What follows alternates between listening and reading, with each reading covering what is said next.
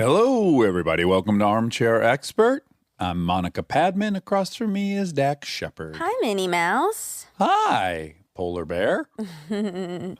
Boy, we have a very special guest today. The most special we could ever have. He must be the most referenced person on Armchair Expert, wouldn't you think?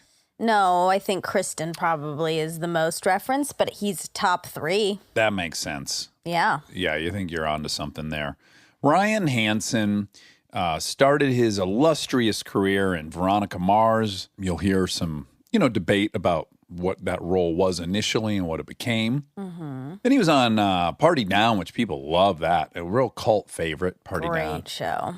Then he had like 4 of his own sitcoms. Oh, yeah. Bad Teacher. He was in Bad Santa. Bad Santa 2. Yep. He did 3 or 4 things Bads. but they weren't bad. They were just good. Bads. Bads. Yes. And of course, he is on Ryan Hansen Solves Crimes on TV,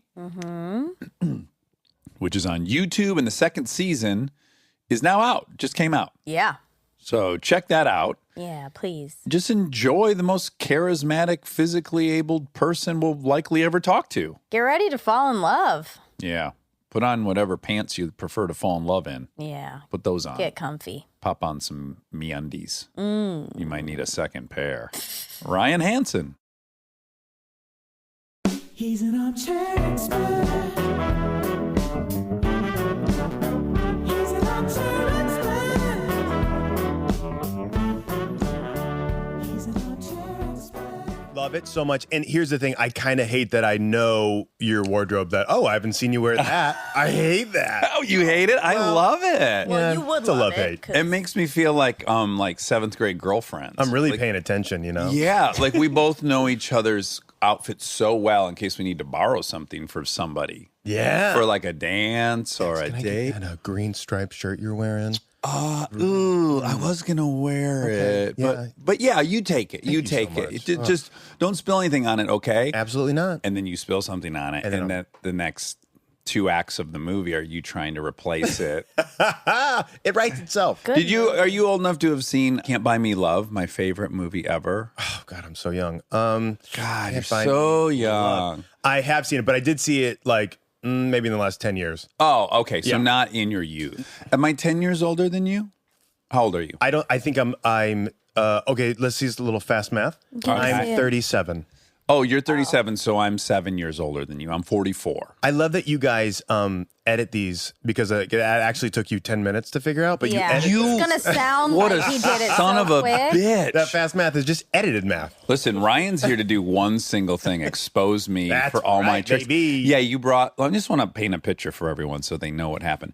You came in and you have a gigantic box of Starbucks coffee. Yeah. You have some coffee cake and an old-fashioned donut. That's yours. That's right. Well, no, it's not mine. For It's sharing. for everyone. Yeah. Oh, I thought I heard you say that's for me. They're my favorite. Oh, well, that's a old-fashioned. polite way to say that's for me. Guys, can I just say real quick? Yeah. Say. What an honor. I'm serious. It is an honor to be here. Is it? I am such a fan of this show, and I am nervous because I'm a fan of the show and I'm on it. And I love you guys so much, and I see you every other day, maybe every day. And so I'm big fans of you guys. I'm going to say best friends. And Yeah, best friends. I just blew by that really quick. But we're best friends. Yeah. And you're the only adult male that I spend the night at your house.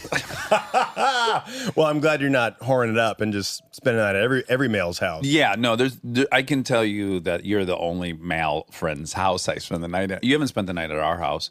But We haven't? ours isn't as accommodating as your house. You're much wealthier than us and have a much bigger home. Listen, this Bitcoin thing really paid off for us. You got in at the right time.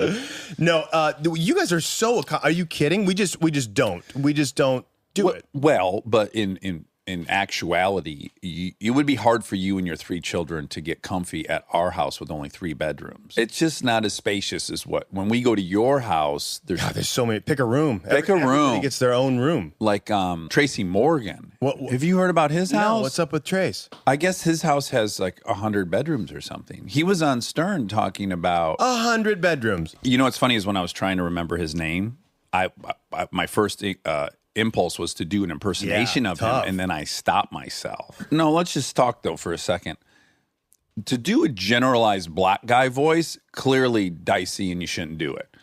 But when his voice is that specific, it's not actually, you're not mimicking his blackness. You're mimicking his Tracy Morgan. That's right. Yeah, that is true. that's I think there's a shot? distinction to be made from his Britney Spears sketch. Do you remember when she was the host of Saturday Night Live? Okay, yeah. And he was doing that Tracy Morgan in space sketch. Oh, Do you remember that? yes. And he goes, "Why don't you bounce out of that green spacesuit and show me that fat ass?" Yeah, it's so That's good. pretty good. That was great. And you go. Okay, the one I go to is when he's on the news. Oh, okay. And he I'm gonna do a mating call. I'm gonna get somebody pregnant. It's not that's very good. It's pretty Yeah, good. it's pretty good. I'm not going to rate them. Have you but- seen that when he's on No. live on the news and he had just come from a strip club or something and he's banging on his belly and he's talking about getting someone pregnant. He's very cool. He's the best. He's the Yeah. best. But you know, he some undisclosed amount of money from the accident he was in with the Walmart truck. Right.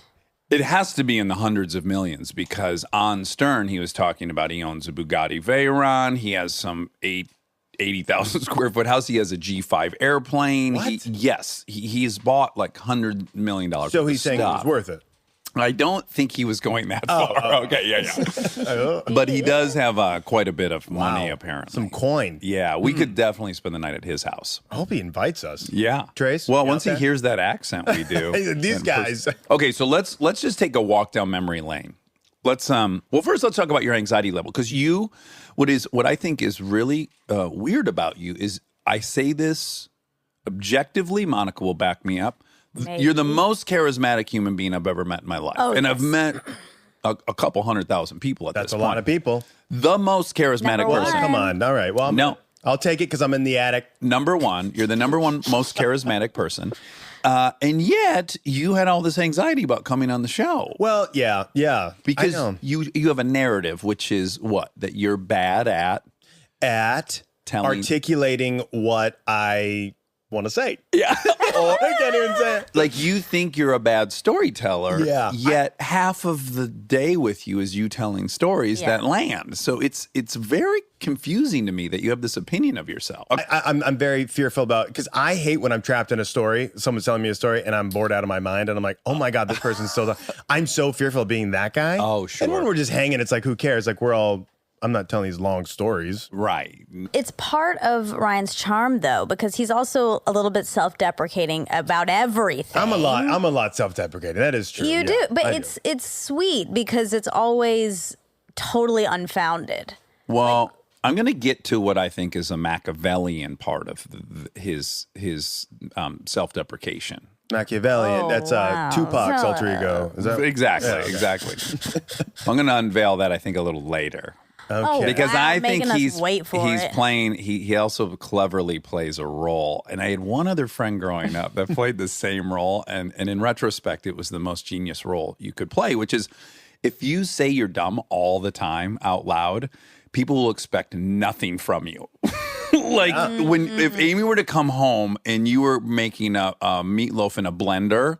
She would just go, "Oh yeah, he doesn't even know. He doesn't know how to do that." And you would smile cute, and you really don't have to be held accountable for anything. Okay. Oh. And I want to know how calculated it is because you're very smart, and yet you kind of the thing you profess is that you're dumb and you don't know you couldn't get through school and all these things. Yeah. But I don't buy it. Well, you don't navigate the world the way you have as a No. dum-dum. I know I'm not dumb. I'm definitely not book smart. I know that. That's not my thing. And I don't have like these like, research, things to pull from.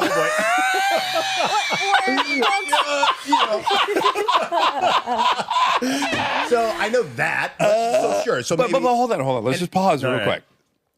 No, you can talk. How do we know? Look, Monica's Cut getting me off. protective of you. I am. Well, but I'm not going to Gonna. let you blow by something. Sure. Okay. Okay, I'm not going to let you blow by something. So, are you bad at school and bad at book smarts? Or did you early on just go like, I don't enjoy this.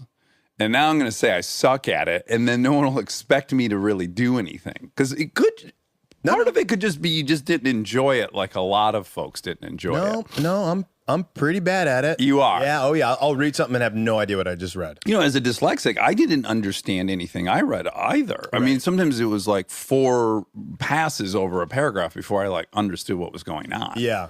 Yeah. So I just took one pass. Nope. Don't get that. And moving on. But do you think Moved on. you were just not focusing on it? Like anyone can just read words and it not go through. You have to make sure you're focusing on it. Like maybe your brain was just somewhere else. Well, Right. That is for sure. I love to have a good time and have and I want to only have a good time. yes, that was your main focus. And that's exactly, Monica, what I was going to say, which is we now know that you like your show, Ryan Hansen Solves Crimes on television, available on YouTube Premium. I think. That's what it's called now? Yeah, YouTube Premium. All 3 of us have been on that program. We have. That's right. Spoiler alert.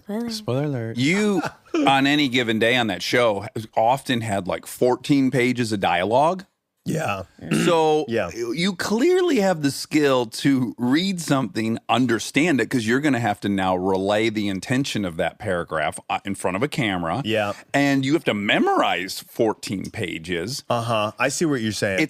It's a little incongruous. Like you can't have been that bad at it and yet this good at the text of a script. I don't think that memorizing a script is the same thing as being like book smart and being good at school. But you're doing more than memorizing it because you are understanding what the intention of that bit of dialogue is. So if your partner says, we can't, we're going to break the rules, and you go, no, because blank, blank, blank, you have to understand what you're really trying to say. Yeah. Or you couldn't be an actor. I got to go back to school, guys.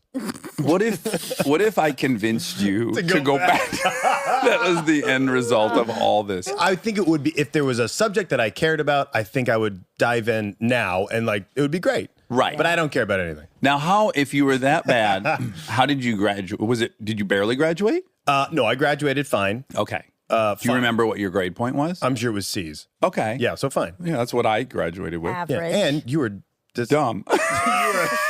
You were a dummy. Yeah. I think the downfall started in 6th grade Okay. because I had moved to San Diego in 6th grade From San Jose, oh right, Campbell. Right. born in Fountain Valley. Where's Fountain Valley? That's Orange County. Oh right. Lived there OC. till I was about 5 years old. Dad got a new job. He's a pastor. Up to San Jose. So we lived in Campbell. And he's specifically a music pastor, right? Pastor. Did you say pastor? I did Oh, say boy. pastor. Yeah. Pastor, right? Yes. So he Music minister. So he does like the choir. He does the plays. He does all the, all the arrangements and all that. He does the performing, the worship, all that stuff. Yeah. So can he write and read music? He can definitely read music and more of an arranger. I don't know if he writes anything. Okay. And what does he play instruments? Piano. Piano. He's a pianist. And so Giant pianist. He's growing up. actually a little guy, so he's a little pianist. Well, Burn, Dad. You're 5'7". take that, Dad. Yeah. Oh my God, I'm so glad you just brought up your height. My favorite moment between Ryan and I, maybe ever. But at one point, your friend and who you always call your cousin, He's my cousin, Peter Hansen. Hansen. Yeah, he's not really his cousin, but he's What's his last name? Hansen. That's okay. a cousin. Okay. Love you, Peter. Shout out. Another big shout out. What if you just did 2 hours of shout outs? Give a shout out to Peter and Lindsay. They live in Chicago now. What's up, baby? So Peter was over. We were at your old house on Biloxi. Yep. And the topic of our height came up. Peter and I was like, oh, who's taller? Because he and I are roughly the exact same height. Well, and I think you love to talk about height. Yeah, go ahead. Okay. And so true. I think either he was referring to himself as 6'3" and me 6'2", or vice versa. Yeah. But we were the same height. So we were like, oh, well, who's right? Yes. So we decided to measure ourselves, the 3 of us. And it turned out that Peter and I were the exact same height at 6'2.5". Yeah. Okay. Yep. Then you measured yourself, and you your whole life have been. Well, I think I said like, oh, you guys are, I'm 6 foot. You're like, and I think you said like, no, you're not. I was like, yeah, I am. You were definitely like, I'm 6 foot. And the way you were saying it was, which is great because you're the nicest person I've ever met in my life. Yet there's 2 zones where you'll get cranky. You have a competitive streak, which is lovely. I really That's do. great. Yeah. And to see that side of you during a game of horse is really fun. But I could tell right when you said, I'm 6 foot, that this was a zone that I should be careful around. So you measured yourself, and as it turned out, you were 5'11". For that measuring tape and that wall, it was. That's not the best part of the story. So it's revealed that you're not 6 foot. You're 5'11". And then 40 minutes later, I'm in the living room, and I see Ryan walking through like the dining room into the kitchen, and he goes, 6 foot. Like, he was Dax, talking to himself. Whenever I'm 6 foot. Whenever someone asks me if I have to write it down on paper, I am 6 fucking foot, baby. Yeah. Because you know what? Who doesn't wear shoes? Right. Who doesn't you wear get a shoes? little lift. No, it's not a lift. It's just shoes on. I'm 6 Well- foot with shoes. Listen, you do like to debunk everyone's height. He says that about me too, because I'm 5 feet. Not a chance. Is I there a measuring am. tape here, Rob? No. Oh, well, But we're just gonna take my word for it. I'm 6 foot, and you're 5 foot. Yes. Oh boy. And I'm 5'11". So, okay, back to your So Fountain Valley, moved up to San Jose. We lived in Campbell. you have an older brother. I have an older brother, Jay. Love him so much. We love Jay. Oh, love my brother Jay so much. How much older is he? He's Like 2 years, right? Solid, right. And you guys wrestled every day growing up, right? Very physical boys, wild boys. Wrestled. Yeah, torture would come. He'd to my beat the mind. shit out of he'd you, beat right? The living shit out of me every day, which I love it. I loved it. I think I loved it. You did? Well, and hated it, but we had so much fun together. He would beat the shit out of me. He'd pin me down, do that, Spit on you. the knees on the on my shoulders, and just like his balls are in my face. And he just tapping on my forehead or spitting on me. Yeah, you have an older brother. Oh, He's yeah. even older. So 5 years older. so was that? Do you feel like that was like more of a gap? So he didn't do that as much to you, or oh no, 24/7. Yeah. He was beating my ass. Now he would disagree. Respectfully, I will disagree with him. But yes, we were engaged in fisticuffs for the first 12 years of my life, every day, all day. God, you love that word fisticuffs. I really do. Yeah. It's one of your words. Now where does that come from? Fisticuffs. That word? I don't make know. it up? Is it a No. word or Oh is yeah, it yeah. a saying. Is it fist? It's a word. It's one word. Yeah, fisticuffs. One word. Fisticuffs. Yeah. Do you want me to look it up? That's one of his words. What are your words? I have or I have like what's up? So I'm always saying like what up? fisticuffs. What are yours? God. You have a couple. I think I do, but I think this platform really exposes you on your It we does. all listen and know what you guys. You're going to what are run out of they? words eventually. Yeah, if you talk for a couple hundred hours, Yeah. you're going to repeat yourself. So fisticuffs, fighting with the fists. The result, Fisticuffs. and here's a sentence. The result was an outbreak of fisticuffs. Okay. you now we use know. it correctly. Yeah, I'm resentful that my brother beat me up so often, but I'm also grateful because it made me a very good wrestler. Like by the time I started fighting kids my own age, I was like, oh, this is easy. I'm telling you, if I knew I was gonna scrap or something with someone who didn't have brothers, I knew it was game on for me. Right. I had Jay training me every Yeah. day. And he was bigger than you, right? He's a big boy. Yeah. Uh-huh. He's a lot bigger than me. I'm a little taller. He's a little over 6 foot. Just about. In high school, and I love telling people that don't know you this about you. This is pretty much what I lead with, is that you were, and I'll get this wrong because you always correct me, but the gist of it is you were the captain of the football team on defense. Is that accurate so far? It is.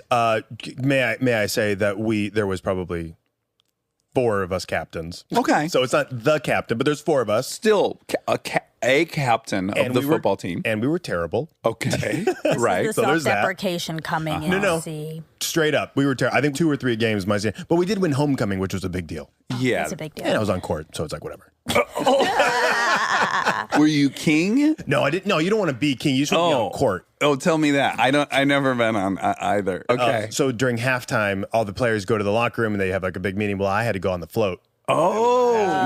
Me and my best friend in high school, Jeremy Dent, he was also on court. How many people were on court? There's 4 couples, Oh, okay. 4 guys, And the king 4 and the gals. queen. King and the queen. So get 3 crowned. backups. A lot of people play football. There's several people that have come in here have been football stars. Simultaneously to your football career, you were also on the cheer squad. That's right. I love it. Monica, here we go, Yeah, baby. here we go. So it wasn't okay, guys. Tell It us. wasn't cheer for high school. It was an all-star squad. All-star. Okay. To delineate the difference. Now, to an me. all-star squad would be like Like a traveling soccer team. It's not really Exactly. Yeah, I think soccer that's called like club soccer, and this is all-star squad. So it's like all the best ones, and you have to try out or whatever to be on it. It's a big deal. They're doing crazy stuff. So the way I got in it though was my girlfriend in high school, Jessica. What's up, Jess? What's up, Jess? Big shout out to Jess. She was on this all-star squad. Okay. And I would go she was older than me, so I'd go and like hang out at the gym and whatever. And then, after practices, I'd go like tumble because I could do backflips before I was a cheerleader. Already? Yeah. 'Cause this is another defining characteristic of yours is that you can do backflips and you'll do them anywhere. I'll do it right fucking here. Yes, I know you will. This place might fall, but yeah. So anyway, so I could do a backflip. And so I'd pick her up and the coaches would be like, dude, you got it. Come on, dude, cheer. Because I was a little bigger. I was, I was a football guy and there was a co-ed cheer squad. And I'm like, yeah, right. Now, when you were being urged to join the squad, you must have, having an older brother and being in a jockey kind of world, were you a little bit like, I can't do that. That's emasculating. So, no. Okay. Absolutely not. Oh, good. That's great. I just didn't think it was for me. Because I grew up doing choir and ensemble and which is like singing and dancing. And that largely because of your dad's involvement in the church? Yes, my mom led all the choir throughout the church. So since we were like, toddlers, we were in choir. Okay. And then once I got to high school, some friends from church were doing the ensemble at school, which was kind of cool at the time. Mm-hmm. And like some of the cool kids would do it. And this is in San Diego. This is in San Diego. Yeah, I went to Valhalla High School. Shout out Valhalla Norsemen. Norsemen. Norsemen. They did a thing. They did a Scandinavian call. Norsemen. The Norsemen. The men of the North. They missed their opportunity with Valhalla Vikings, though. What's going on? Right. There must have been a They must have Vikings been in the taken. district. Yeah. There wasn't. But kind of a surprise to me. I didn't know a ton about San Diego until I met you. And again, maybe it's anecdotal because that was your circle. But San Diego, kind of a wholesome Christian pocket of California. Wouldn't you agree? Or was it just your guys' circle? I don't think necessarily that San Diego is. No. Oh, okay. I don't think so. Most of my friends in high school were not going to church. Oh, they were? No. Oh, okay. They were all my football buddies. Because so many of your friends in adulthood who made the journey with you are. Yeah, I got rid of the other guys. They're all going to hell. Right. Yeah. One of the times when we were friends as adults, you took me back to San Diego, and I watched this huge production of that was a Christian-themed Christmas show, wasn't it? Yeah. Like the players were Christian performers. So that is Amy's family. Your wife. My wife, Amy.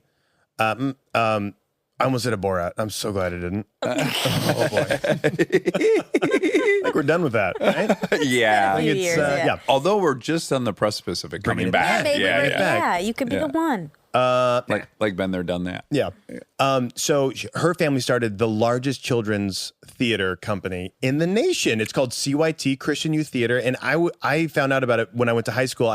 I get to high school, Valhalla High School, and I auditioned for the ensemble. And Jason is a senior. Amy's brother is a senior in high school, and he's leading the audition. Okay. He's like Mr. Theater. directing? Yes. Oh, wow. Yes. So he's always been like a leader. He's not directing, but he's He is. leading. In charge. He is in charge, yeah. And we become best buds. And a freshman and a senior is really weird for become best friends. Yes. What were you attracted to in him? He blew my mind. Like he really opened up so many, like musical theater. I didn't really know what that was. Right. I did choir, but I didn't know what musical theater was. And he showed me all these plays and like musicals and like different kinds of music. Dave Matthews Band. Like I listen to like, shitty punk music, like, like ska punk. And but then we connected on that, and so he would go to like ska shows with me, and we'd go to like Real Big Fish, and like maybe because he had a car, I don't know. Well, also, did you think he was like super talented and charismatic, and you wanted what he had? He was all of that, yeah, all of that. He was so talented on stage, and he could do all this stuff, and he was a leader. He was like the king of what was their theater company, CYT. Right. So he took me to CYT, and Is that when you started performing in plays and stuff? Yes. Yes. Yes. And so I went back to Jason's house. We became buds, and then I met Janie, his sister. fell in love with all of his sisters. I fell in love with every single one. Janie was 1 grade older than me. We started dating. Yeah. That's Amy's sister. Felt her up. Oh my goodness. Oh, Paul and wow. Cheryl, turn off the radio real quick. I felt both of her titties. I'm pretty sure All two of them? All two, and I think it was over the bra, under the shirt, which is still pretty cool.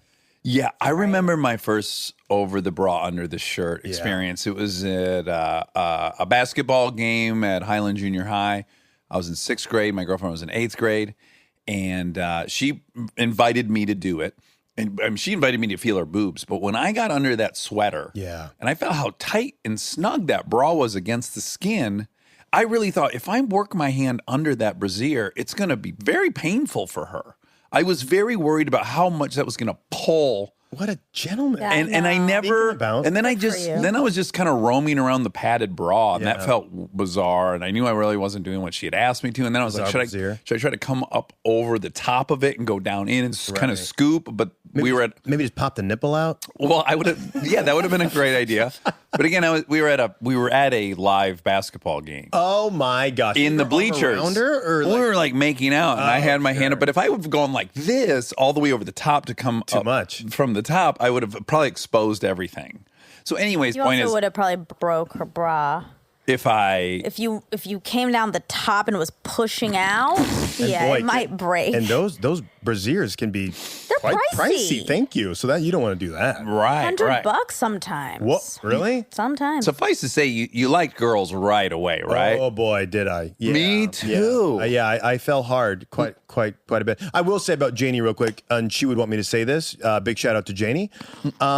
She dumped my ass. So yeah, let's just get. How that. long were you guys together? 2 months, 2 solid months. That's a pretty long time. And she was like, she basically made me choose her or Jason.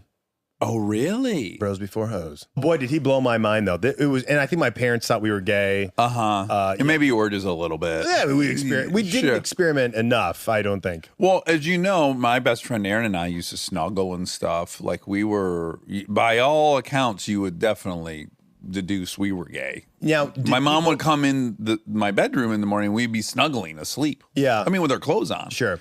So did other bros know that you guys would like snuggle, or was it just kind of like we're staying the night, like whatever? Well, and let me just be clear. We didn't snuggle every night, but sometimes, but we did sometimes snuggle. It was more like we'd be talking, looking at something, and then I don't even really know how it all happened. But you've seen us together. If we're together, we're touching. We have to be touching. So if we go to a restaurant, it starts with like my arms behind him on a booth, and then before you know it, he like lays on my shoulder, or vice versa. We just love touching each other. Yeah, that's special. That's nice. It's nice. Yeah, never sexual, but love touching him. Yeah. I love it. But anyways, very, very interesting, unique route through high school, which is you were doing theater, singing and dancing. Yeah. That's like seems to be one road someone would be on, like singing and dancing. Right. And that person's just generally not on the football team. Right. And then that person's just generally not on the cheer squad. That's for sure. Yeah. It was definitely weird that I was on the cheers squad. And I will say that was only for one of the seasons. I think it was my senior year, and it was only for like, I don't know, 4 months. Okay. What a blast. I've never been more nervous in my life than nationals. Yeah, that's About to go out in so Florida. scary. Oh, by the way, how I got on the team, the coaches were like, dude, come on. I'm like, yeah, right. And then the next season, like, we need you. We'll pay for everything. Come do it. I'm like, all right. Oh my God, you had a full ride. Oh, yeah. Oh, wow. Yeah, they're hurting for guys. And Yes. guys are so dumb. It's the chicks. It's just it's chicks either galore. gay dudes or like 2 straight guys. I mean, Right. we already It's said great. sometimes you gotta grab them by the pussy. Catch when 'em you're- by the Oh, I'm pussy. sorry, catch them I by the had pussy. a couple digits disappear. Yeah, see, Not on purpose. but you gotta do what you gotta do. Did you? Well, because I asked Monica, like, did you ever get caught by the anus or pussy? And she said, yeah, of course, that Yeah, happens. got And to. did that happen to you as the catcher ever? Yeah. Yeah. Like but you're not thinking about it. You're like really performing and like Of trying course. to nail it. So Yeah. it's not even that cool, unfortunately. You are right that guys are stupid because you still get to spend all your time with Absolutely. a whole bunch of cute girls in cute, small, tiny shorts. Very taut. Yeah, if you can't get some conversation going on those bus rides and stuff. Oh, then that's when it all goes down. Yeah, even the plane ride. Yeah. you guys flew? To Florida. We're on ESPN. No. Yeah. Stay tuned for more Armchair Expert, if you dare.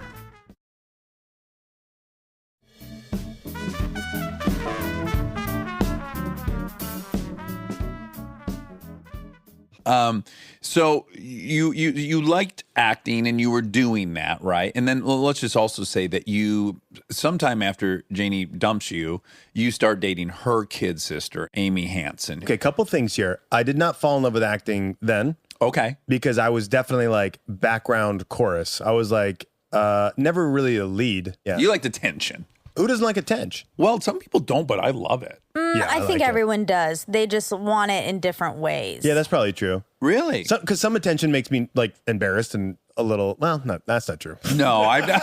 Yeah, I take that back. tell me when that's happened in the last 11 years. I missed that. I do think some people do hate attention. Like they don't want to be looked at. They don't want to be fussed over. It just makes them super insecure and uncomfortable. But some people, Not us three. Look, I don't think that you like attention for the same reason that other people like attention. I feel like you just like being fun. Well, You don't. It's not about the approval. but let's just make a distinction. Okay. In Yeah, my it's not. opinion. There's versions of getting attention, right? There's a symbiotic version of getting attention where everyone's benefiting from you getting attention, and that's Ryan. And then there's like a parasitic attention where that's the person who's just speaking loudest at a party and fucking not yielding the floor, and that person is just a fucking Sucking black the hole. energy. Yeah, you Okay. don't do. No, yes. Ryan never does that. Yeah. But he still loves attention, as I love attention. But it happens to be symbiotic. Everyone else loves when he's getting attention Yeah, too. that's It's really fun. Okay, all right. Yeah, I do like everyone to enjoy having a good time, and if it involves me getting attention to have everyone have a good time, then I'm fine with that. Yeah. Yeah, it's okay that it's like working on both levels. Yeah, Yeah, but it doesn't feel like you need approval. yeah. That's my opinion. I do not think I need approval. I think maybe that's because I'm so secure with my family and my friends that I'm like, it doesn't, I Yeah. don't know. That brings us to another really exciting chapter in your high school career. You were a professional party pumper. That's right. Which I don't even know that we had those in Michigan. Maybe we did, and I just wasn't in that circle. But you were employed officially to go to parties and get that motherfucker started. That's right. I was a party pumper in high school. Now, I don't think I didn't know of them either. They were for like rich bat mitzvahs and bar mitzvahs and stuff, which I had never even been to. Right. My friend was doing it, and she's like, Ryan, you'd be great. I'm like, all right. At That what was my age? first job in high school. So I was probably, I don't know, 16, 17. Okay. And Yeah. what would happen? Yeah. So we'd go to, they'd hire the DJ, and then they'd pick a party pumper or two, Okay. depending on how lavish Boy, this party was. It'd be rough to be a singular party Yeah. pumper. Most of the time, it was just one. Oh, really? Yeah, I thrived. Oh, you did? Oh, yeah. I'm not surprised. I did even better. There's all these junior high kids that are awkward, but think you're cool. And so I'm out there and I'm handing out the blow up guitars and the blow up microphones and teaching the dances. It was like Macarena and dancing, getting the moms out there, and the moms loved it. Oh, A yeah. lot of flirting with the mothers. Yeah. Well, High fives with the dads. It was like, come on, everybody. And I just loved it. I was getting everyone hyped. would you do backflips, Jenna? Sure, of course. Get the circle around me. I'll backflip. I even did a wedding. I did a wedding. You pumped I felt so bad. I'm like, these people want me at their wedding? How lame. Did you ever have like a t-shirt air gun or anything? No t-shirt air gun, which would have been pretty sweet. Never shot one. You? Yeah, at the when promoting Chips twice on the tour, once at a Maple Leafs game. Oh, So awesome, dude. And then another time in the 76ers game, from the court, shooting into the fucking upper way deck. Oh, yeah. Like really turning it up. And there's nothing feels better. It's stupid we don't own them. we got to get them. Yeah, we must get them. That was the You first guys thing should I get 'em thought. for your live shows. That's what you're talking about, not just me and you having them. Oh, You're talking about- no, I wasn't talking about that, but that's a great idea. Yeah. that we could should. be maybe that could be my bet. I come out and fire the fucking t-shirt gun. Yeah, send some t-shirts out. That'd be great. Rip a backflip, fire Party a pump that shit. Listen, you fly me out. All right, so first class, I'm flown out. Yes. Wait, I just wanted, because I'm a pervert. I too, What? I loved talking to moms when I was like, high school and junior high. Did you love it? I loved it. I loved it so much. But I will say my buddy on the football team on the Norseman, John Wright, Okay.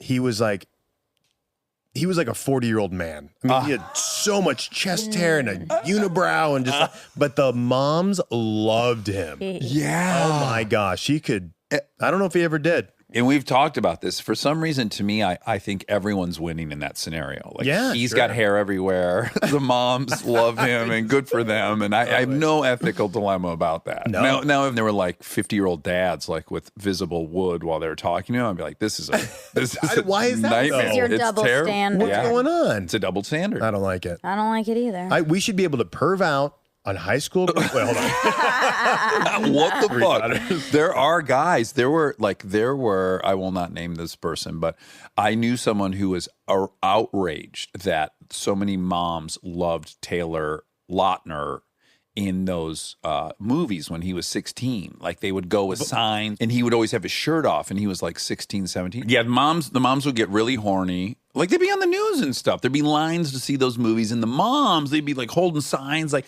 "I can't wait to see Taylor Lautner with his shirt off." My friend would be outraged, like, "This is bullshit." If there was a bunch of men way. super excited that there was going to be a girl in a bikini who was underage, people would be. And I'm like, yeah, and big deal. And Yeah. big fucking deal. Has You're right. this- There's a double standard. Has this friend been caught cheering for maybe a younger? Never. Okay. Never had been, but perhaps what it tells me is they would have liked to have. Right, sure. You know, and then they weren't allowed to. It's a and sensitivity. They felt like, well, if I can't do it, you can't do it. That's my guess. Yeah, unfortunately, that's not how life works. It's not how for life your works. friend. Now, when did you turn your eyes onto Amy? Okay, this is gonna sound like BS. So when Jason brought me home, and I had met Janie. Janie was my bud. I don't think we were dating yet, but I went home to the Russell's house, and there was Amy was there. Amy was 12-year-old Amy, maybe even 11. No, I think she was 12 years old. I know exactly what she was wearing. Okay. I know it sounds super pervy and gross. No. The fact that you guys Black are overalls? married Yeah, gets you it out helps of it all a this. little bit. Yeah. But nothing happened. I just instantly fell in love with that person. This is so gross. I wrote, like, we started hanging and like talking. She just was my bud. Like, we just connected. Yeah, you're soulmates. Soulmates. And I was 15 and she was 12. And That's not- I wrote in her playhouse outside, "Will you go to prom with me?" The day I met her. Oh, wow. And you thought you were just being like a cute I older was trying guy. to just like, yeah, be cute older guy. Yeah, be Make her charming. feel Yeah, make her good. feel- yeah, all that. But you really did want to take her to her prom at some point. No. I never had intentions of doing that. But But I did. But I did. Yeah. So then Amy started going to our high school, and I'd bring her to all the parties and all the buds, and all my buddies fell in love with her. Like you know, So she was in 9th grade and you were in 11th or 12th? 11th. She Okay. was 9th. Okay. And then That's nothing. That's 2 grades apart. I yeah. don't know Well, why we you feel didn't so start bad. dating until I broke up with my longtime girlfriend. Then my buddy was like, "Dude, hook me up with Amy." It was like right during that time, and I was like, "Wait a minute, I can date Amy. My buddies want to hook up with her." Yeah. So we started going out. And also because I've heard Amy tell it, Amy was in love with you the second she's been in love with you since she was 12 years old. We seriously fell in love when we met. So It's crazy. it's It is so so crazy. sweet. One sad little story. Me and Jason were like going to Starbucks in his Toyota Tercel or whatever, and we go outside and we're like, "Yay, we're going to Starbucks!" and we just see out of the corner of our eye someone fall out of a tree, and she fell out of a tree. Oh wait, her tree she was climbing. Because I'm of like, you? "Amy, are you okay?" And she's like, no. "I'm okay." Oh, she was so embarrassed. So probably. embarrassed, and like Do you think she lost her footing because she saw you? she, Monica, I think you're onto something here. I think know. you're right. I think she saw you and got flustered and fell. I could go could have. even further. As like she was only up in that tree to get a view of you. Oh. Yeah, I mean, she tells me she was very jealous of me and Jason and Janie and all that. This is so. They basically threw a panther into the hen house when they invited Ryan Hansen over to That's the right. Russells because it Cheryl- sounds like the whole family was in love with you. Cheryl and Paul, the mom and dad, were not in love with me. They were skeptical not from of day you. one. Yeah, Yeah. I had a reputation Okay, of dating a lot of the girls. Christian guys of being a whore, Oh. which means I felt a lot of boobs. Okay, Under and the some- shirt over the bra. That's right. and some dry humping. A lot of dry humping. The Yeah. Christian grind, I think I perfected. Yeah. You're like the Peter North of the Christian grind. That's right. Yeah. We did a lot of jean jamming. And I mean, it didn't matter. Gene on gene, it was game on. So you know what's funny is when we first met, I was like, I was just trying to imagine being on your trajectory through life where Christianity was such a big part of your life and a foundation, and everyone in your circle was, and you didn't have sex with people and all these things. And I remember thinking like, oh, God, that would have not worked for me. I just couldn't have done that. Maybe sometimes even feeling like, oh, it's a bummer for Ryan. He didn't get to experiment and all these things. Yeah. But over the course of our 11-year friendship, there have been a couple different moments where I was like, oh, man, maybe I missed out on something big. Definitely one of the things being like the story of you and Amy waiting to get married and then the wedding night and all those things. Yeah. I have to say, like, have almost made me cry a couple times. Yeah. And I think there is something so beautiful about that. It's very special, and I'm so glad that. Well, to be honest, I'm glad it worked out because how young we were when we got married and that we waited and all this stuff is so beautiful and great, but it's like Very high that's risk. why I love it. Very high risk, and, Yeah. I totally see that, and I see kids at that age now, and even myself at that age, and it is insane. Yeah. To get married that young, and but it worked out, and it was. What were your ages? I was 22 and she was 19. Yeah. And we waited to get married. We dated for 4 years. There were some breakups. You breaking up with her? Yeah. Yeah. I had moved to LA and I was like trying to do my thing. And I was like, Sure. I knew from day one, and I told everybody that I'm going to marry her or someone just like Amy. Yeah. Whatever. So I knew I was going to marry her. Yeah. So that kind of freaked me out a little bit. So I broke up and I was course. like, I got to be in LA. And so there's a little gray area of Sure. experimentation. And we have talked, Amy and I have talked about it. And Well, I had a very similar thing, which is I met my girlfriend Carrie in high school, my last year of high school, and I was dead in love with her. yeah. To the point where I was like, oh my God, I found the person already. And Yeah. that would freak me out a lot. Like, no, it's too early to find the Totally. person. And that really ate at me. Yeah, so when I decided it was the time to marry Amy, and I talked to her dad, and he was like, "Absolutely, let's do this." I was like, "Oh, all right." And I talked to my dad. Yep, this is great. I'm like, "All right, well, I guess we're doing this." And so so we got married, and we had a very large wedding, which I think I would do different now. But it was. I say 650. Amy always says 500 people. I don't think it matters. At this So point. crazy.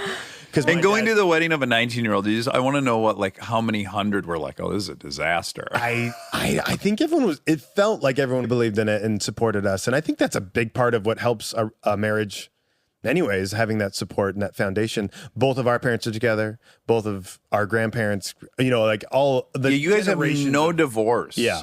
Which is so wild. It's very, Yeah. I think that's very rare. I mean, my parents went through a lot of rough stuff, bringing us up and stuff. And there was many times where they definitely could have gotten divorced. And they didn't. And they did not. Now I appreciate as a guy that's been married for 14 and a half years. Yeah. There are challenges, of course. And the fact that my parents worked through that, I love it. It's amazing. Oh, it's one of the things I admire most about my brother and his wife. Yeah, it's like totally. so many people would have quit, Yep. you know? Yeah, absolutely. And you can make shit work. Yeah. You can make it work. That's Absolutely, really inspiring. So, in the 4 years between high school and getting on Veronica Mars, you had gone to LA Yep. and you wanted to be an actor, I found or that you wanted to out. be famous. No. I'm teasing. Neither. Okay. Well, neither. Both. Yeah. Okay. Yeah. So but the end of my senior year, I was going to maybe go to junior college. I like submitted some tapes to NCA, like maybe going to do cheerleading because I didn't know what. I didn't know what I was going to do. And so I was maybe going to go to junior college. My aunt, she lived in Orange County. Shout out to Aunt Allison. What up, Aunt Allison? Her son was doing commercials and stuff. And she's like, you should audition for this manager.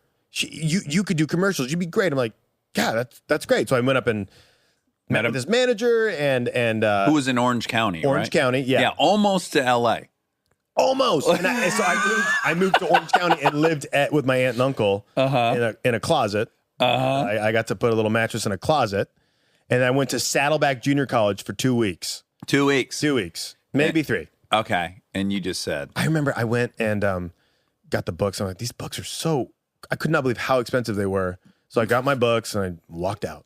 I just stole them. I stole the books. oh, you stole them. Okay. Oh, wow. You've been this really neat mashup of being like a bad kid and a great kid. Yeah, I had a I stealing think if phase, you too. didn't have Christianity in your life, I'd be rough. I'd be rough. you would have probably had this similar life as mine. Maybe. I think. So I'd be sitting here on the podcast. so. Well, he's 7 years. You'd be in the armchair. So I started doing random okay, and that brings us to, I believe, one of your very first paid engagements. Dick Simmons workout video. Richard Simmons workout video. I was paid You were a paid lot of money. a lot of I money. think it was $500. Really? Yeah. So I want to make sure everyone heard what I just said. So you were in a Richard Simmons workout video. I thought we were just going to blow by that. No. We're gonna yeah. So one of my, I would pretty much do anything. Sure, As me now. too. Like, Yeah. even now, I'll even do a podcast. Fuck it. Yeah, why not? So yeah, I did a Richard Simmons workout video, and to prove it, I brought it. The VHS. I brought the it? VHS video. Yeah, it's on VHS. So thankfully, no one has VHS. Can't watch it. I have one in the What storage. a tease. Yeah. Not, It looks like a 70s porn. I mean, it is like shot so terribly. Yeah. Anyway, so it's so bad. And I'm really giving it my all in this video, too. you are. Oh, yeah. I'm like, 100%. woo! I'm like shouting out. I'm like, yeah! I'm like doing all the box steps. And it's bad. I'm in, like, You a were little tank party top. pumping his video. Yeah. Yes, So I was trying to make it the best for everybody. And it's a real ragtag bunch, right? You've got some elderly people on mats. There's you. Yes, there's me. It was so, I mean, like, I'm not necessarily fit. Maybe that's why I got the job. Well, We want truly, normal-looking people. he doesn't want like hunks in his No, he video. doesn't. No, he wants everyone to be just a bit soft. And I Orange County, met with the manager, and she wanted me to do modeling, like print work. Yeah. And I was like, oh, I'm a model. Yeah. Sure. So like I got all these pictures taken, and they're so embarrassing. I'm like trying to like pout my lips, and it's like, I just look so gross, and it's so sad. I love And it. I auditioned for so much. I think I got one modeling gig. It was PacSun, online only. What's PacSun? Pacific Sunwear. Sunwear. Oh, I don't even know what that is. What? Oh my gosh, guys. Pacific Sunwear. Yeah, it was a big deal. It's a back in the clothing day. line? Yeah. No, it's a clothing store. It's like a Tilly's or a, you know, Tilly's? Nope. Nope. You Diego. didn't spend enough time in a mall. That's why you don't know it. That is Yeah. I have a big blind spot when You it do. comes to I different. wonder if they didn't have PacSun in Michigan. Yeah, anyway, so I think I got that gig, and it was like only for online. I didn't even make the store. Now, when Kristen recounts your meteoric rise on Veronica Mars, she tells a version of it that you don't agree with or like. But I want to get her version out. Let's hear it. So she likes to say Ryan Hansen started as an extra Yeah. and worked his way up to a main character on Veronica Mars Series reg. through his unbridled charm and likability. So, but you have a little bit different of an I have a account different story. of that. Yeah. I mean, I basically was an extra, but I was not an extra. So I went down and I auditioned to play Duncan. Not even Logan. I played Duncan, and I didn't get it. And then they brought me back to play because I didn't get the pilot. And then for the first episode back, they needed a Dick. Yeah, Dick. So they just named him Dick. And it was the Paris Hilton Casablancas? episode, Dick Casablancas. And then there was the Paris Hilton episode. And I auditioned, and there was two scenes. And there was like a classroom scene where I have a couple lines. And then there's the one scene where I say, Logan. Yes. And so that's when I filmed Logan. Yeah. Yeah. And I didn't even get to shoot the other one that I auditioned for. They just cut the scene or whatever. So I was that. And then they liked my hair. Dan Etheridge loved my hair. Yeah. And so they brought me back the next episode, and I say, like, check it out. So I kind of became like the Hawaiian shirt, like guy that Surfer says dude. funny stuff. Yeah. Yeah, and you, we just recently rewatched episode 2 of Veronica Mars, and because you performed the hell out of the word Logan. I mean, you've got a lot of layers lot going going on. on there. Yes, I'm like, your nostrils are flared. You're like, yeah. Logan, like, How could we possibly let this guy go? That's what I was saying. Yeah. I almost missed that day. I almost didn't do it why? because I was starring Okay, in Bye Bye Birdie. wait, in San Diego. a play. CYT? No, this is CCT. Oh. This is the adult. It's 18 and up, and they do a summer show. Oh. They were so fun, and so we came down and did it, and I was the star, and I booked this thing, and I'm like, so I ended up going. I did the Veronica Mars bit, and then I came back and the director was all in his birdie outfit, and he was so bummed when I showed up because he really wanted to be it. He was. Shout out to John Lorenz, love you, buddy. Oh, so the director was your understudy? Yeah. Oh, wow. I mean, who else could do it? Real loosey-goosey down there with the CCT. Yeah. What I would find to be very challenging, as I found it to be very challenging, because I'm not nearly as cute as you, but I have a similar personality to you. You're monogamous in like leading towards marriage, and clearly a lot of girls in your life like you at that time. I didn't have many friends in LA. I spent most of my time, I'd be in LA during the week. I'd do my job. I worked for a clothing company called Jedediah. And then on the weekends, I'd go home and see Amy. I'd go back to San Diego. Okay. And so I never really like had a life in LA until she moved up there, Right. which was a few years of me living there. Yeah. Yeah. And so the ladies liking me, I don't know if I necessarily had time for that or if like I just didn't have I didn't really. Do you think some of it blew over your head? Or you were aware?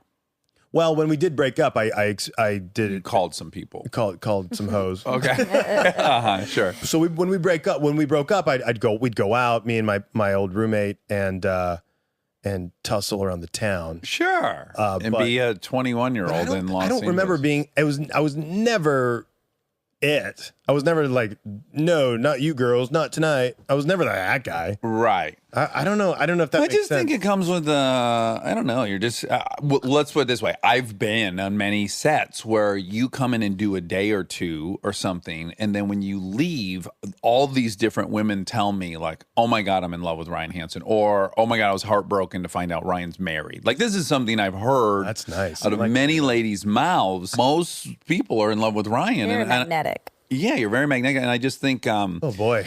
God bless you. You I don't know, know. you really kept it together. I think for me, it's like I really give off of like a best friend vibe rather than Yeah. like a sexual. I don't know if I would like to have a sexual vibe. Yeah. I've had a friend tell me before that I have zero sexual energy. Kim Biddle, where you at? Shout out to Biddle. Shout out to Biddle, love you. So Veronica Mars. So I ended up doing 10 episodes that first season, Yeah. and little one-liners, little tiny scenes here and there, and I thought it was so fun. I was like, I get to come down to San Diego for it. It was great. How quickly do you and Kristen connect? So we connected right away. Immediately, but not like, let's hang out. I mean, she was so busy. She's going back to LA with her boyfriend. I don't know if you knew. She was. Wait, she she had dated somebody else. she had a boyfriend? That's right. Yeah. Oh my God. And she would go to malls on the weekends to promote the show and stuff. She had quite a schedule. Oh, yeah. She was all over the place. Really, season 3, the last season is when we kind of started hanging out, Kristen and I, the most. So what really connected us was my birthday party in San Diego, July 5th. And I invite everybody. And then we get to the spot. We get there a little early because I like to be on time or early. And she is sitting at the bar by herself. It's this old kind of dive bar. And I couldn't believe she came, which was so sweet because she didn't have to. She had a very busy schedule. She's the star of the show. Star of the show. I mean, we weren't shooting, I don't think, at the time, but she came, and it was crazy, and we just danced. And it was fun because we'd already been buddies. And then we found out season 3 was canceled. Oh, before the birthday party? Before the birthday party, yes. Yeah. See, no season 4. No season 4 was happening, and anyway, we have a good time. And then towards the end of the night, she's tipsy off of 2 sips of champagne, and she's like, "We're like, Amy and I, we're gonna have to move back to LA, and we're gonna find a place." So she's like, "Well, just stay with me until you find a place in LA." We're like, "No, okay."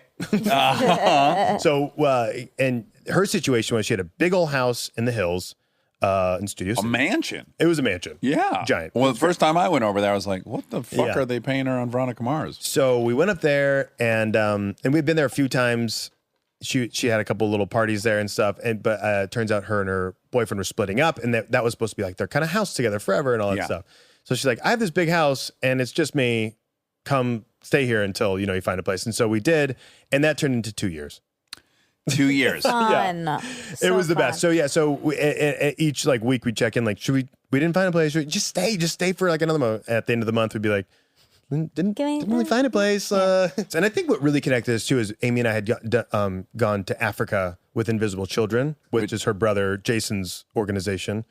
And we came back and showed her all of our pictures, and we're gushing about Africa and how amazing it was and mind-blowing. And she's obviously has the biggest heart in the world and really Wanted to get involved. get involved. And so she got very involved with Invisible Children. And they even did like an Invisible Children episode in Veronica Mars, which was the coolest thing ever. I remember that. We did like a little PSA at the end. Yeah. Yeah, it was very cool. And so we really connected on that. I think that might have Been the foundation. Yeah. Shortly thereafter, you and I meet.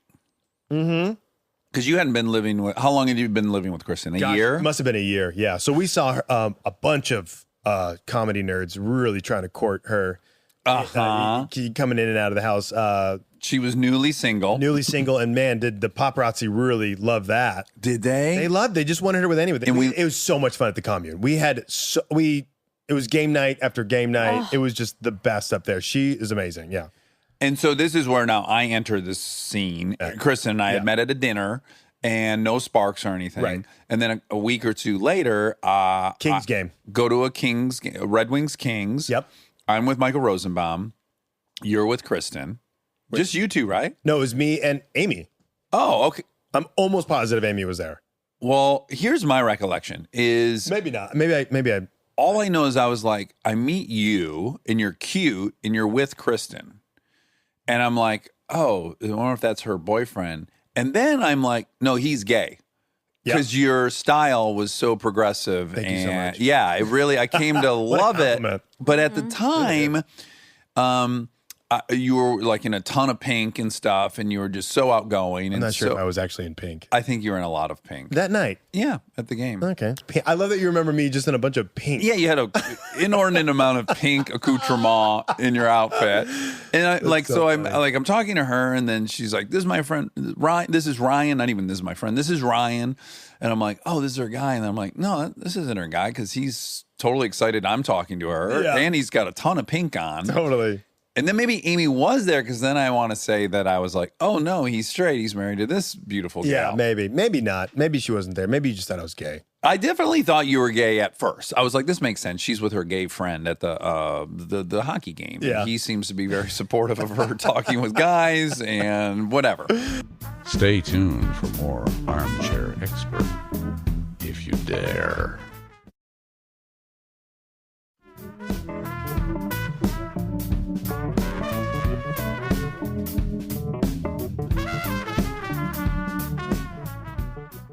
And then maybe a week after that, I went and met you guys out at your favorite Tuesday night restaurant. Yep, that's right. Firefly. We called that Jewel Unintentional Tuesdays. Unintentional Which Tuesdays. became intentional, which was hilarious. Yes. Yeah. And so when I arrived on the scene, it was culture shock to me because I couldn't fathom letting a bunch of people live with me. Yeah. Oh, totally. Yeah. You know, I could see that. I was so different then, Yeah. which you've observed probably more than anyone. Yeah, I want to hear about that. Because Kristen and I have our version of maybe how much she changed and how much I changed as a result of one another. But really the most objective outsiders would be you and Amy. Yeah, Because totally. you guys have seen us together from day one. Yep. And till now. Yep. To kids and the whole thing. And so let me just say from my perspective, I was like, oh, wow, all these people live here. And I was like, how much rent do they pay? And she's like, no, they do chores. And I'm like, what the like, I was so I had to serve. apprehensive. Kristen. Use the servicer quite a bit. sure, Well, sure. that's true. It was a chore. we had to pay for the cleaning of the house. That's what we paid, which was twice a week because we had so many dogs there. That's pretty much it. But I was like a big, There's no other chores. We basically took care of the house. She was off doing movies and all that stuff. We Yeah. just watched the house, and our minds were blown by her generosity. And still, I mean, she's the same way. well, and as you've said many times, she's what allowed you guys to save up enough money to buy a house. Absolutely. And all these things Yep. and enabled you to start having a family and Yep. all these. Yeah, it's incredible. It is incredible. And I was slowly every trip over there thawing Yeah. to this idea. Years and years of thawing. But I was thawing to this thing where I was like, oh, they're all taking advantage of her. Yeah. And then I would go home to my lonely house, decorated with Christmas lights that only I saw, and pictures of myself all over the house. Just totally embarrassing. And then the quantity of fun and joy and love and companionship she was experiencing was worth billions of dollars, as I came to find out. So I did thought of the whole thing. But I want to say something really quick because I'm afraid we'll forget, and it is important to say that you have taken the generosity that you and Amy both have taken the generosity that Kristen bestowed on you, and you have paid it forward times 10. Well, thank you for saying that, Monica. It's the truth. We definitely learned a lot from Kristen's generosity. We really did, and like you said, we try our darndest to. You've opened up your house Yeah. to people and just to all of our friends all the time. You make it such a fun hub. And for you've all of let us people to be- live there. Yeah, You've that's had a right. few Yeah. different boarders. Yeah, Right? Yeah, upwards of 10. Has it been that many? Well, probably. at months at a time. Sure, not long periods of time. Who was your longest I inhabitant? think our longest was Ashley D'Agostini. Shout out to Ashley. Love Ashley. I think she lived there for about a year, maybe a little over a year. And well, when we lived with KB, our why we left was because Amy got knocked up by me. And Say it like she We fell, think. she tripped. Right. Yeah. and KB's like, okay, no, we'll make this wing the baby wing, and da da da. She wanted you to stay. Oh yeah, we're like, no, we should get a place now. Should I talk about really quick why my daughter's name is Crosby? Yeah. When we talk about Crosby, everyone will maybe think of your Parenthood character. Oh, right. This is really funny because you guys got pregnant literally like right when I got Parenthood. Yeah. Right? And you went out and did that pilot, didn't really talk about it again. And then we end up having a girl, which we thought we were having a boy just because we didn't find out. And everyone's like, you're having a boy. It's great. You're carrying that way. And so we're in the hospital. We have a girl. Holy smokes. Well, when we would go out to lunch or dinner with people, they'd be like, what are you going to name it? Right. We'll name him Dax. We'll name him Monica. Whoever we're with would say whatever that person's name is. And they'd think, hee. And so we were out with our friend Caitlin, who I had done a movie with, Caitlin Crosby. And we're like, we'll name her Caitlin. We'll name her Crosby. I'm like, oh, that's a cute name. Right. Anyway, so it's stuck in our heads. And that's why we named her after Caitlin Crosby, who started the Giving Keys now. And she's amazing. But I think a lot of people in even my close circle, pretty sure they're convinced I named it after your character on Parenthood. Well, they happened at the exact same time. Yeah, they did. Virtually. But what's really funny is so you kind of have had to deal with people thinking Yeah. you named your daughter after a character on Parenthood. And then you're not going to make that mistake again. You're going to steer as far away from it. Yeah. My gosh, I did forget about that. Yes. So you name your second daughter Millie After my grandma. after your grandma, and then you're watching an episode of Parenthood. Yeah. And you realize, oh my God, that's what Craig T. Nelson calls Bonnie Bedelia's character as a nickname. I couldn't believe it. I was like, oh my gosh. We have Crosby and Millie and our youngest daughter, Zeke. Zeke Braverman Hansen. Which again is another complete coincidence. So when you came into the picture, I remember at the hockey game, you said to her, do you have any more gum? She's like, no, I don't have any more. And you like took her gum out of her mouth and put it in your mouth. She said, do you want some of this? Yeah. And I go, yeah, I'll take half of that. And I put it in my mouth. Out of her mouth, though. Yeah. Yeah. And To this day, we travel with one toothbrush. yeah, I love it. And so I saw you there, and I thought it was cool because I don't see a lot of celebrities. Like, whoa, that's Dax Shepard. Hard for me to imagine, but I'll take your word for it. And then I was like, I was with KB, and we were, how is he? He's nice. I was kind of checking on her. I was happy that she was talking to you, but I was like, trying to be big brother a little bit. Sure. Not that you felt that at all. I was wearing pink, apparently, and pink flamingo outfit. And then, so you started coming around the house, and it was cool. You definitely, if I may, Please. flexed a little bit when you guys started getting a little more serious. Oh, tell me. Yeah, I imagine I did. They initiate Go any there, rules? go there. Do You it. can. Expose me. I don't know about I can rules, handle but it. it was definitely like, and I don't know if necessarily it was to me, but if other dudes were there, especially, and we were going to watch something or have a dinner, and they were in your seat, it was you let them know to get out of the seat. Oh, okay. And, Doesn't shock me. Yeah, Yeah. which I thought was kind of cool, The douche. a little bit. Yeah. but you can be critical. But I think, like we all have our seats. I have a seat at the house when I eat dinner with my kids, so it's not that big of a deal. Well, also, let me just say from my perspective, I acknowledge I was wrong to do that. But here's my only experience is like I had 2 long-term girlfriends before that. If I'm dating a girl and I've got to spend every other night at her house, I want to feel comfortable there. Absolutely. And she owns the fucking house, and I want a seat. Like I want I'm a creature of habit. I want a seat.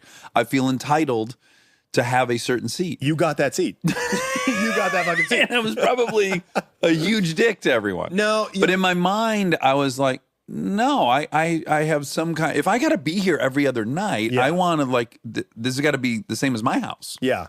In some you were way. always very, very sweet to me, which I don't know why. I always loved you, right from the get-go. Which we really did have a connection. With other friends, I think it took a long time for you to let them. I think actually yesterday you let a few in. No, 100%. Yeah, and I don't. Well, it was a confluence of many things. This whole scenario was very foreign to me. Also, everyone was Christian and a goody-goody in my mind. Yeah, but they weren't. They weren't, but in my mind, they were. Yeah. And you guys represented what I was foreseeing is going to be a huge stumbling block between Kristen and I, because one of our biggest fights right out of the gates was watching a show on that couch with everyone, and there was some story on the news about someone having a baby like out of wedlock, and then all of a sudden we're fighting over what we would do with our kids, and her thing to me was motivated solely on this text that was written 1,000 years ago, and I'm panicking. Like, I love this person. How am I going to raise kids with this person? We have such different worldviews. And then you guys ended up representing to me that force. Yep. Right or wrong is what it was. Yeah. It was wrong. But it probably was symptomatic of like, these are the people steering her towards this thing that's going to eventually unravel us or be a wedge between us. Right.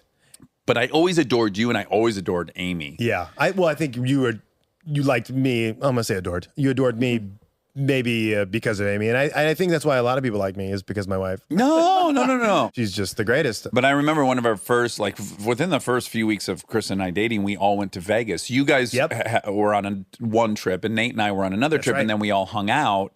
And that's when I really got to know Amy. Yeah. And then I was just kind of blown away with how, like, I mean, your wife is angelic. She is an angel. The most beautiful human with the biggest heart ever. And I was just like, she was my breakthrough, to be honest, where I was like, oh, there's something real to all this. There's something true and real. And it's not like, I guess I saw from my own childhood, like those Christians in my neighborhood. Again, this is all my baggage. I felt like they were looking down on our family because my mom was divorced and we were the shitty kids, and we were like, I just found Christians to be judgmental and always thinking they were fucking morally superior to everyone. And that was all my baggage. And then I looked at Amy and I was like, no, that person just has the Lord in her heart and is a beautiful, giving, non-judgmental person. She is, and what I strive to be, like, she is the Christian I think that Christians should be. I think that's Are what you're supposed to be, yeah. Mm-hmm. She's like, she's Jesus. Yeah. She's Jesus with a great beautiful rack. Like if Jesus had like a fat natural rack and a nice juicy ass. Yeah, she really is. And oh man, I love her so much. And yeah, and it does suck because a lot of Christians grew up that way, the judgmental way. And I mean, I definitely did too. I grew up in the mega church. My dad was a part of these mega churches, you know?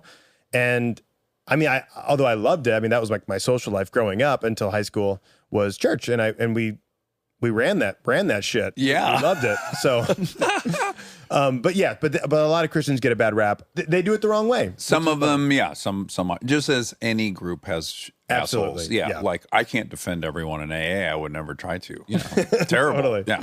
Man, would you and Kristen have these blowout fights? Oh my God. I mean, I don't think people like we try to tell people like it was a long road to get here, but I need you as an outsider to confirm what you a fucking guys mess would it was. argue over the I don't even know what you guys were arguing. We would never be in the arguments, but it was like me and Amy were like the kids in the other room, like shivering, like, oh, mom and dad are fighting.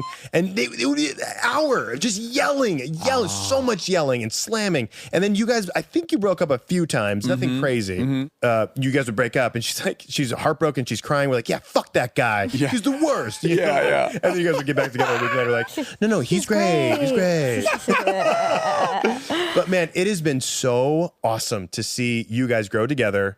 And really, I mean, she's Kristen. She's the best. Sure. And you're the best, but you've become the best. Like really, like it's been so cool to watch you grow. Your heart has just expanded. Not that you were the Grinch, but that's it's an analogy. It's one everyone can relate to. That's right. They can visualize it. Well, if you were in my inside circle, I've always been this way, to my inside circle. But Right. I just didn't, my circle was tiny and I didn't want it any bigger. Totally. I'm just threatened by every outsider. Yeah. Early on, we always double dated, Yeah. a right? lot. So we went to Mammoth. Mm-hmm.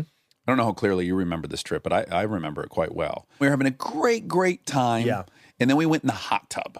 We were all in the hot tub. I don't know if you remember this, but I mentioned someone I had dated in the hot tub. And that's what set off the crazy fight. Oh, yeah. Okay. That ended with, I think, her wouldn't leave the living room and me being in the bedroom and her wanting to argue over email and you guys hiding in your bedroom. That was a memory of mine. And then the Yeah. longest drive imaginable home from Mammoth, because we were in my truck and you guys were in whatever you And were. we took off somewhere else after that, I think. Probably blew out north Blew or out something. Heard there's a snowstorm coming in, so we'll hit that up. That's right. I do You had to go remember that. catch Yeah. some fucking trails. Yeah, well, you guys do still get into arguments. They definitely turn into debates and not blowout arguments like you guys used to have. Yes. It's been so cool to see that and your relationship, and then also to see you become a billion times more generous. Not that you weren't with like your core, because you were. It's just been so fun to watch you grow as a man. You became even more manly when I think when your kids came about. And when you and Kristen got married, I don't know what it was. There's a shift in you that just like really opened up to everyone and to everything. You're just a beautiful person, and you always Thank have you. been. But man, has it been fun to watch? Thank you. Well, by my recollection, the big turning point was asking her to marry, getting engaged. That's when the fighting stopped. That's Yeah. when like she was no longer jealous of my past or any of these Yeah. things. And then I'm sure I had an equal level of, letting some shit go and just adopting the way she lived and getting better results living Yeah. like she did and all those things. But Well, she's benefited from you too. She the dip. yeah. I taught her to chew tobacco at one point. She's been in doom buggies now and on motorcycles. No, totally. It really broadened her horizon. But I was going to say you've seen me at my. You've seen a couple of my explosions, which is rare. Yeah. Because now they don't really happen too much. No, But I remember one time this guy you were holding. I think it was Crosby. I was. My oldest daughter when she first was. She was a little baby, and this guy like zooms by in this residential. And when I say zoomed, I mean the guy was going 70 in your neighborhood. And you came out there, you almost like hit his car with your fist when he was going. And so he stops and reverses, and you hand the baby over to me. I was so proud. I love that shit. I was so into it. When he started reversing, I was like, yes, out of the car, motherfucker, let's go. And then again, this has happened so many times with you. This is why you're like an angel of my better nature is we've been in a couple situations where I lose my temper with other guys, and then I go home and I am so embarrassed by it. I was so embarrassed that like, here's the irony of all of it is like in my mind, I'm like protecting Crosby. She lives on the street. You have a little kid, and I'm like, I'm enraged and feel like I'm protecting your daughter.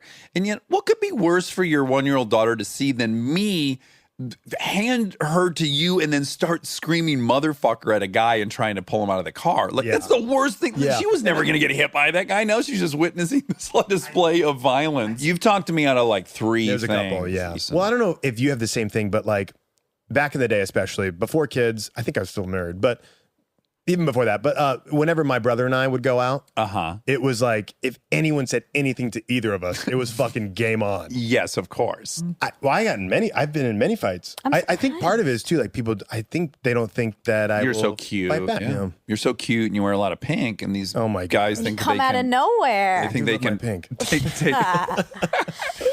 One quick one. Yeah, absolutely. My best friend from high school, Jeremy Dent. What's up, Jeremy? Shout out to Jeremy Dent. So Jeremy Dent comes up to LA, visit me, and also his cousin who was rushing at UCLA. His cousin invites us. He was just rushing to a frat party. Oh, boy. A fraternity party. Okay. And so we're like, great, we'll go. It'd be fun. Chicks. And so we go, and it's like a spy versus spy party. So like black and white, and we're not dressed like that. And he's just rushing. He's not even in the fraternity. So his brothers. By the way, just bold move to bring some bros to the party when you're still rushing. That's an error right there. Right there. Big mistake. Right then and there. Yeah. Come on, Alan. Come on. And so his his fraternity guys were not happy, and they were mad dogging. As they should have been. time. Because you guys are cuter. I guarantee at least. I don't know about Dan, but you're cuter than everyone there. I'm guaranteeing it. Jeremy's the cutest, funniest guy in the world. He's a 10. Okay. So I'm mad if I am a fraternity hosting a I party totally get that. and these two San Diego 10s roll up to pump the party. We're pumping the party. We're talking to girls, this and that, and his frat guys were not having it. They're mad dogging. They're picking on Alan. They're like punching him and stuff. And we're like, dude, what's up? Let's do this. And then they were like, let's do this. I think they did it first. Anyway, we go outside. We literally go out front of their fraternity, and two of them. It was 2-on-2. It's great. And we kind of step up, and Jeremy hits one guy. Drops to the ground. Boom, out. Jeremy's on a boom. And so I'm kind of, and then I'm having a little harder of a time, but I'm boxing this guy, I'm hitting him, and I just keep slamming, but I'm nothing's really landing, but not, I'm hitting pretty good. You're in the mix, and though. He starts yelling, brothers! Oh my God. Brian and I So always he runs back into the fraternity. And me and Jeremy and Adam are like, let's get out of here. So we kind of like scurry down the way, and all these guys come out, like look around. We're like, I picture them in togas. Like I picture every fraternity party being a toga party, a bunch of guys in sheets. look around and then just like go back inside. And that was it. and study for their final the next. Well, that's the part of you that that you would underestimate. That is the competitive jock side of you that probably people aren't super aware. Because again, you're also acting, you're cheering. Let's go back to when Dax was evolving as a good human, I think, and I definitely have this too. Games. So we play a lot of games. And there was one scenario specifically where we were playing a game. I forget whose house we were at, Natalie Portman's. She wasn't there. She wasn't even there. Our friend was working for her. It's not a big deal. It's not a big deal. We were at her house.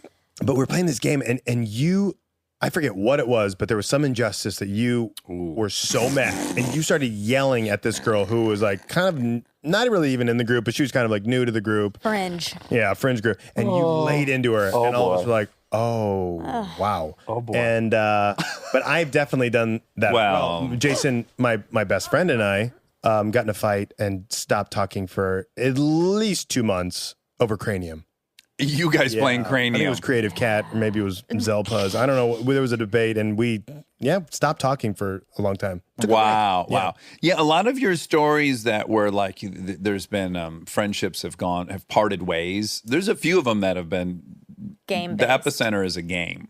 Oh yeah. But I feel like when I saw you do that, I'm like, that is so me. I definitely lose my shit for no reason, and who cares? I'm going to try to change. And it's helped a little bit. And you definitely have changed like a big time. Yeah, because if we're throwing mud, like just like 4 months ago, you really put Bit through the ringer when she couldn't think of her clue. And what was that game? Code names. Code names. Yeah. Okay, here's the thing about that. See, that wasn't me losing my shit. That was me giving zingers. Oh, different. Different. So when I do it, I'm a gorilla. When you do it, they're zingers. I get it. No, you were. No. Yeah. Do you remember what I'm talking about? I remember this. I don't remember yelling. Oh. I don't remember yelling at. I'm trying to throw No, do it. No. No. Tell me specifically. Do you remember what my issue was? Like, what was I don't yelling? remember what game it was. Oh, well, I can't imagine yelling at a girl. You're saying I was yelling at a little girl? You've yelled at girls. You've yelled at me. It was Yes, I have. It wasn't. Yeah. Well, family members for sure. It wasn't so much that you were yelling at her. It was at like, well, it was at her, but it wasn't like. Well, it was right in her face. It was like it was the rules of the game, and she was breaking them or something, and she didn't even something like that. Did she cry? No one cried. It wasn't like that. I mean, it wasn't. Okay, well, he kind of made it sound like that, didn't he? Okay. I think she probably cried, and now he doesn't want to say that, but she shit. definitely cried. All it wasn't even that big. Okay, I guess yelling is the wrong word. It was uncomfortable for everyone. Well, it's crazy. Maybe I'm not learning because this just happened over Christmas. Me and my brother ripped into my dad because he couldn't get this game right. I've apologized to my dad a bunch over that, but It's the upside and the downside of family is that they're always going to be your family, so you feel like you can You kind can of do whatever you Yeah, want to them. So, because, there's a lot of fun. I've enjoyed more than anything being friends with you for the last 11 years. I've also enjoyed, maybe I'm flattering myself, but there has been, from my perspective, a little bit of a big brother thing, which I've never got to be to somebody. Yeah, absolutely. I don't know how to put it into words, but you are absolutely a big brother to me. It's been so awesome these last 11 years or whatever. I love my brother so much, but he's not in LA with me. Right. And to have you as my big brother, it's been pretty great. And we're so similar in so many ways. We're very different in a lot of ways. But just the simple fact is people mistake us for each other, which is so flattering to me. Listen, we both Zach get Braff. flattered in different ways. I get Dax Shepard. Yeah. But I don't get Zach Braff. Yeah, there's some kind of divergent at you. And also Zach Braff gets Ray Romano, which makes total sense. Oh, yeah, that is weird. He and I share nothing in common, Ray You're not Romano, getting Ray. physically. No way. No. But so Amy, your wife, who does hair in the film and television business, has had a couple different times. She has a picture of her family on her stand, and people have sat in her chair and said, "Oh, you're friends with Dax Shepard?" Yeah, all the time. Which is so funny. And when I heard that, I was thrilled. This is one of the few times that both people are thrilled. I mean, it's like looking in the damn mirror. Are you kidding? You're adorable. You love to tell yourself that you're like a 2 or whatever. 6. I'm a 6. I'm a 6. I'm a 6. It's insane. And you're a solid, I'd 6.5. No, you're an 8 plus your 10 personalities. You're a 9. No. Like, you're a Oh my. straight 9. Monica, don't. Yeah, Oh she my agrees. gosh. She is that I assessment. say you're lowballing. Then I take On off the my 8. shirt. I'm Yeah. going back down to a 6. But in this Big You Brother, do a flip and you're back to a 9. and in this Big Brother, Little Brother friendship we've had a lot of fun times. We have had so many good times, so many good trips. It's been And a theme of those is you often, which is again is very traditional for Big Brother, Little Brother, is we've raced a lot of things, and I've seen you have some of the most spectacular crashes. this whole thing's a damn setup for my crashes. I really do. Finally got there, too. I do try to keep up with my big brother and things that I should not be trying to keep up in. One of the most spectacular ones, I guess, was 8.5 years ago, and it was your birthday, and we were in Oregon. Yeah. Visiting my mom, and we went to this downhill luge thing on Mount Hood, and there was two paths you could take, and you have these like carts, and you can put the brakes on the carts. That's all you can really do. You can't steer them or anything, Yeah. right? No. And first trip down, we left at the same time, and I finished before Ryan, and You blew by me. Yeah, it was very, very fast. Yeah, Okay. you won by a mile. and he was hot about that. And on the next trip up, I wasn't like mad. no, You just just got fired up a little. I was your pumped up. I your was ready. competitive edge was ignited. Kicked in. Yeah. So we're coming down this hill. We left at the exact same time, and we're coming into this sharp right-hand turn. And by my estimation, I'm going as fast as can be gone through. Like physics-wise, you couldn't go faster through this right turn we're approaching. And at that moment, I'm thinking, oh, I'm just on the edge of how fast you can go down this thing. Ryan blows by me, and I am flying. he's I going don't think I used the brakes the whole time on this thing. so fast, and I was already debating whether or not I'm going too fast to make it through this turn. And then I just see out of my peripheral vision Ryan shoot past me on the inside, and I think, oh, he's got to be going way too fast. And right as I think that, he flies up to the top of the turn, loops out, gets airborne. Yeah. Oh, wow. Oh, yeah. Flies over me. I'm in the cement tube. You know, there's no top to the tube, but it's like half a tube. And you fly over me. You land in my cement runway, right?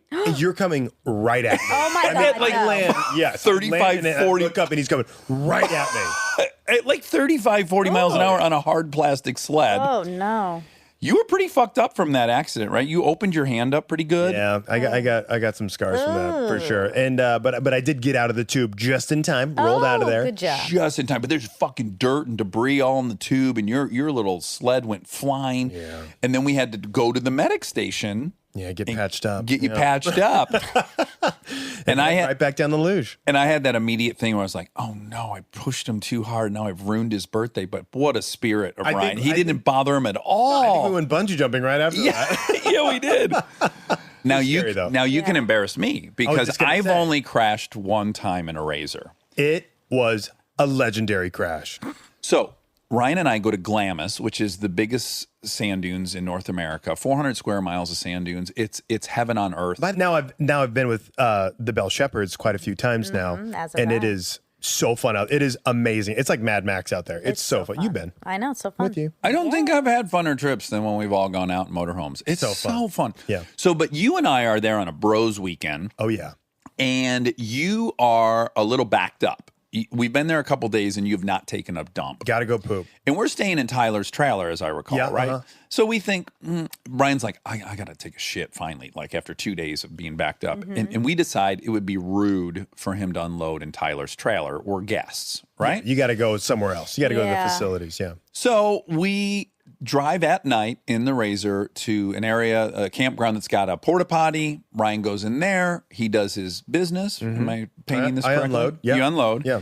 And Drop then heat. Drop heat. we decide to take like the dunes back, and it's the middle of the night. And then lo and behold, little jiggling around, old Dan Shepard's got to take a dump now. Got to go poop. I'm not going to drive back to that porta potty, so I just decide I'm going to poop in the sand dunes. So we pull over. I poop in the sand dunes. Get back in the Razor. I had a bunch of tissue in my pocket, just so if you're worried how to wipe my butt. I wipe my butt. I handled that. We get back in the Razor, and we find this epic jump. Right? It's a perfect little kicker. Perfect. Oh my gosh. And we hit this jump over and over again. We're getting like Maybe 10 times. I mean, at 12. least, yeah. Just we're getting crazy airborne. It's landing so softly. It's Having a blast. We're loving it. couldn't be having a better time.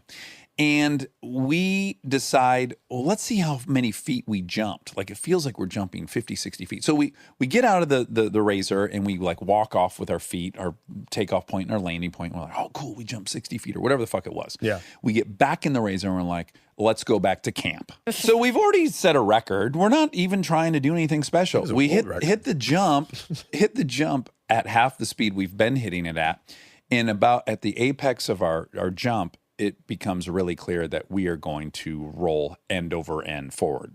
Explain we go that. straight up in the air towards the stars. I see the stars. It was like, wow, we're doing it. And then it just tilts right for. It was directly towards the sand. Oh my God. We're coming just Oh my nose God, first. dive. I've never crashed like this before. Man. It was crazy. And then we, boom, hit, and then roll. It was crazy. And then we land and we're upside down. And he first checks on me right away because I did put my hands up, which you're not supposed to do, I guess. Yeah.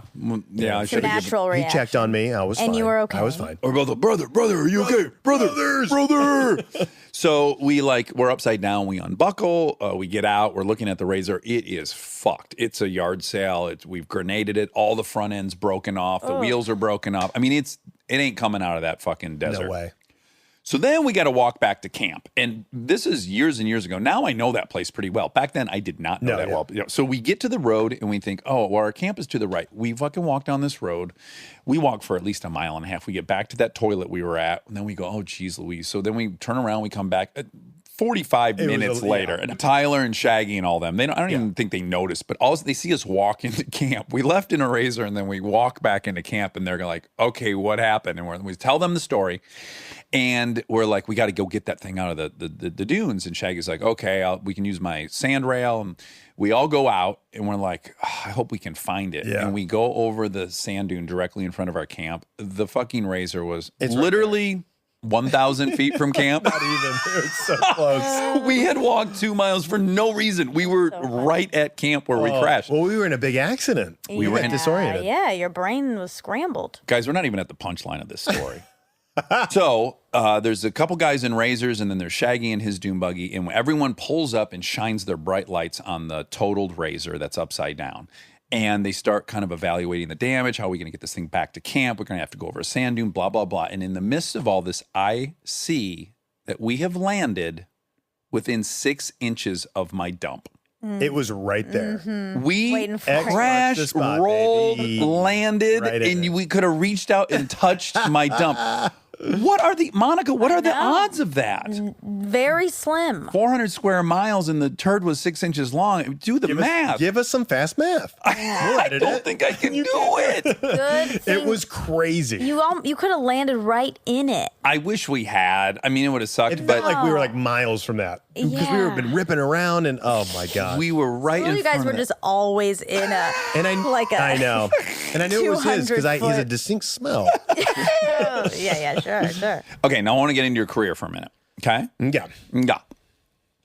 Because I think I really relate to you watching you just being like 7 years ahead of you and watching you and I having kind of similar like things where it's not like we're not Jim Carrey, right? We're not Will Ferrell. Nope. But we have a certain enthusiasm that reads as funny and puts us in a comedic category. And it's a specific thing. Yeah, because although I will say you are like a trained groundling comedian, can do stand up, all of it. I'm not that. Like I'm not a comedian. You know Well, what I'm saying? but you're a comedic actor, and everything you now are in, generally, you're that's- funny, and you're super duper funny. And we end up, whether the training's different or the things I'm doing on the side are different, you know, your role in Ryan Hansen Solves Crimes is not any different than any role I've really had. Sure. You Yeah, know? that makes I mean, sense, yeah. you were on Veronica Mars, and you were a regular. And then after that show ended, you at least had representation, and you could now go up. But there's a couple lean years in there, right? Between Well, so after season 3, my wife and I do a little trip. We do a little backpacking across Europe, and we go to Africa and all that. It was so fun. And we should have just brought suitcases. Why a backpack? I don't know. It's so dumb. And on that trip, I get an email from Rob Thomas saying, "Show's not picked up. We're so bummed. Whatever." I was pretty devastated because I'm like, well, I'm on this trip. Like, yeah. we thought we were getting to season 4.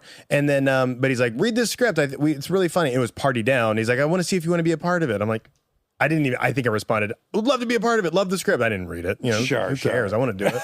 yeah. You don't care what it is. And so when I got back from that trip, we shot the pilot of Party Down in Rob's house. Martin Starr, Martin Starr, Adam. Adam Scott, Ken Marino, Lizzie Kaplan, That's a great Yeah. cast. It's amazing. Jane Lynch, and then the next season was Megan Mullally.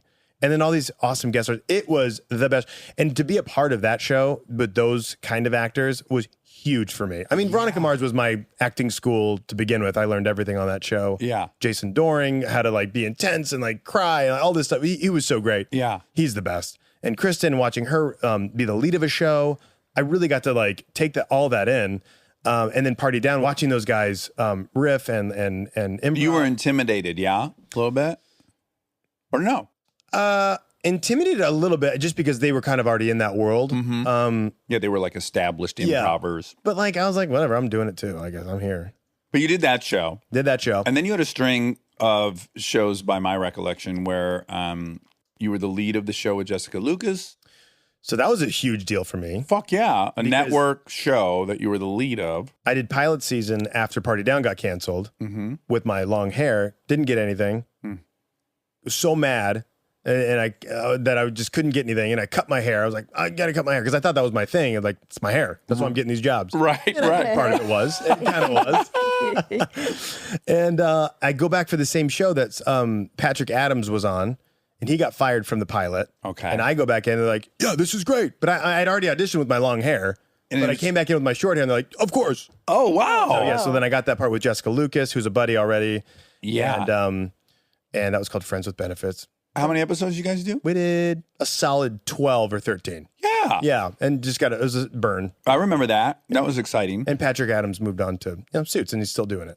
Oh, that's lucrative. Yeah. I would imagine. Yeah. And then after that was Bad Teacher, Bad After Judge. that, I think was a slew of pilots. Okay. that didn't get picked A up. couple pilots. And then I think I did Bad Teacher, Bad Judge, Bad Santa, Bad you did 3 bads in a row. 3 bads in a row. Yeah. Yeah. And then at the same time, you were doing movies, and Central Intelligence wasn't your first Thurber, was it? That was my first time ever meeting them, and they offered me this part on it. It's not a very big part, but it's a fun part. Yeah. I was, of course, I'd love to do it.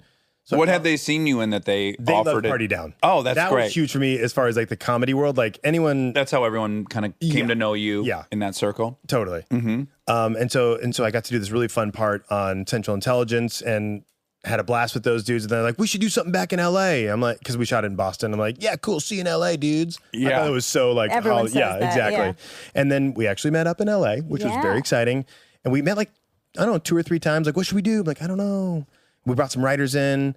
And they're like, we don't know, whatever. We want to make something. And then Rawson, after like 6 months of that or whatever, was like, emailed me. Was like, hey, I'm sick of waiting for somebody to write something for you. So I wrote this. What do you think? And it was Ryan Hansen Solves Crimes on Television. Wow. And I'm like, this is the weirdest original show I've ever read. And then we went and sold it. And he's like, great.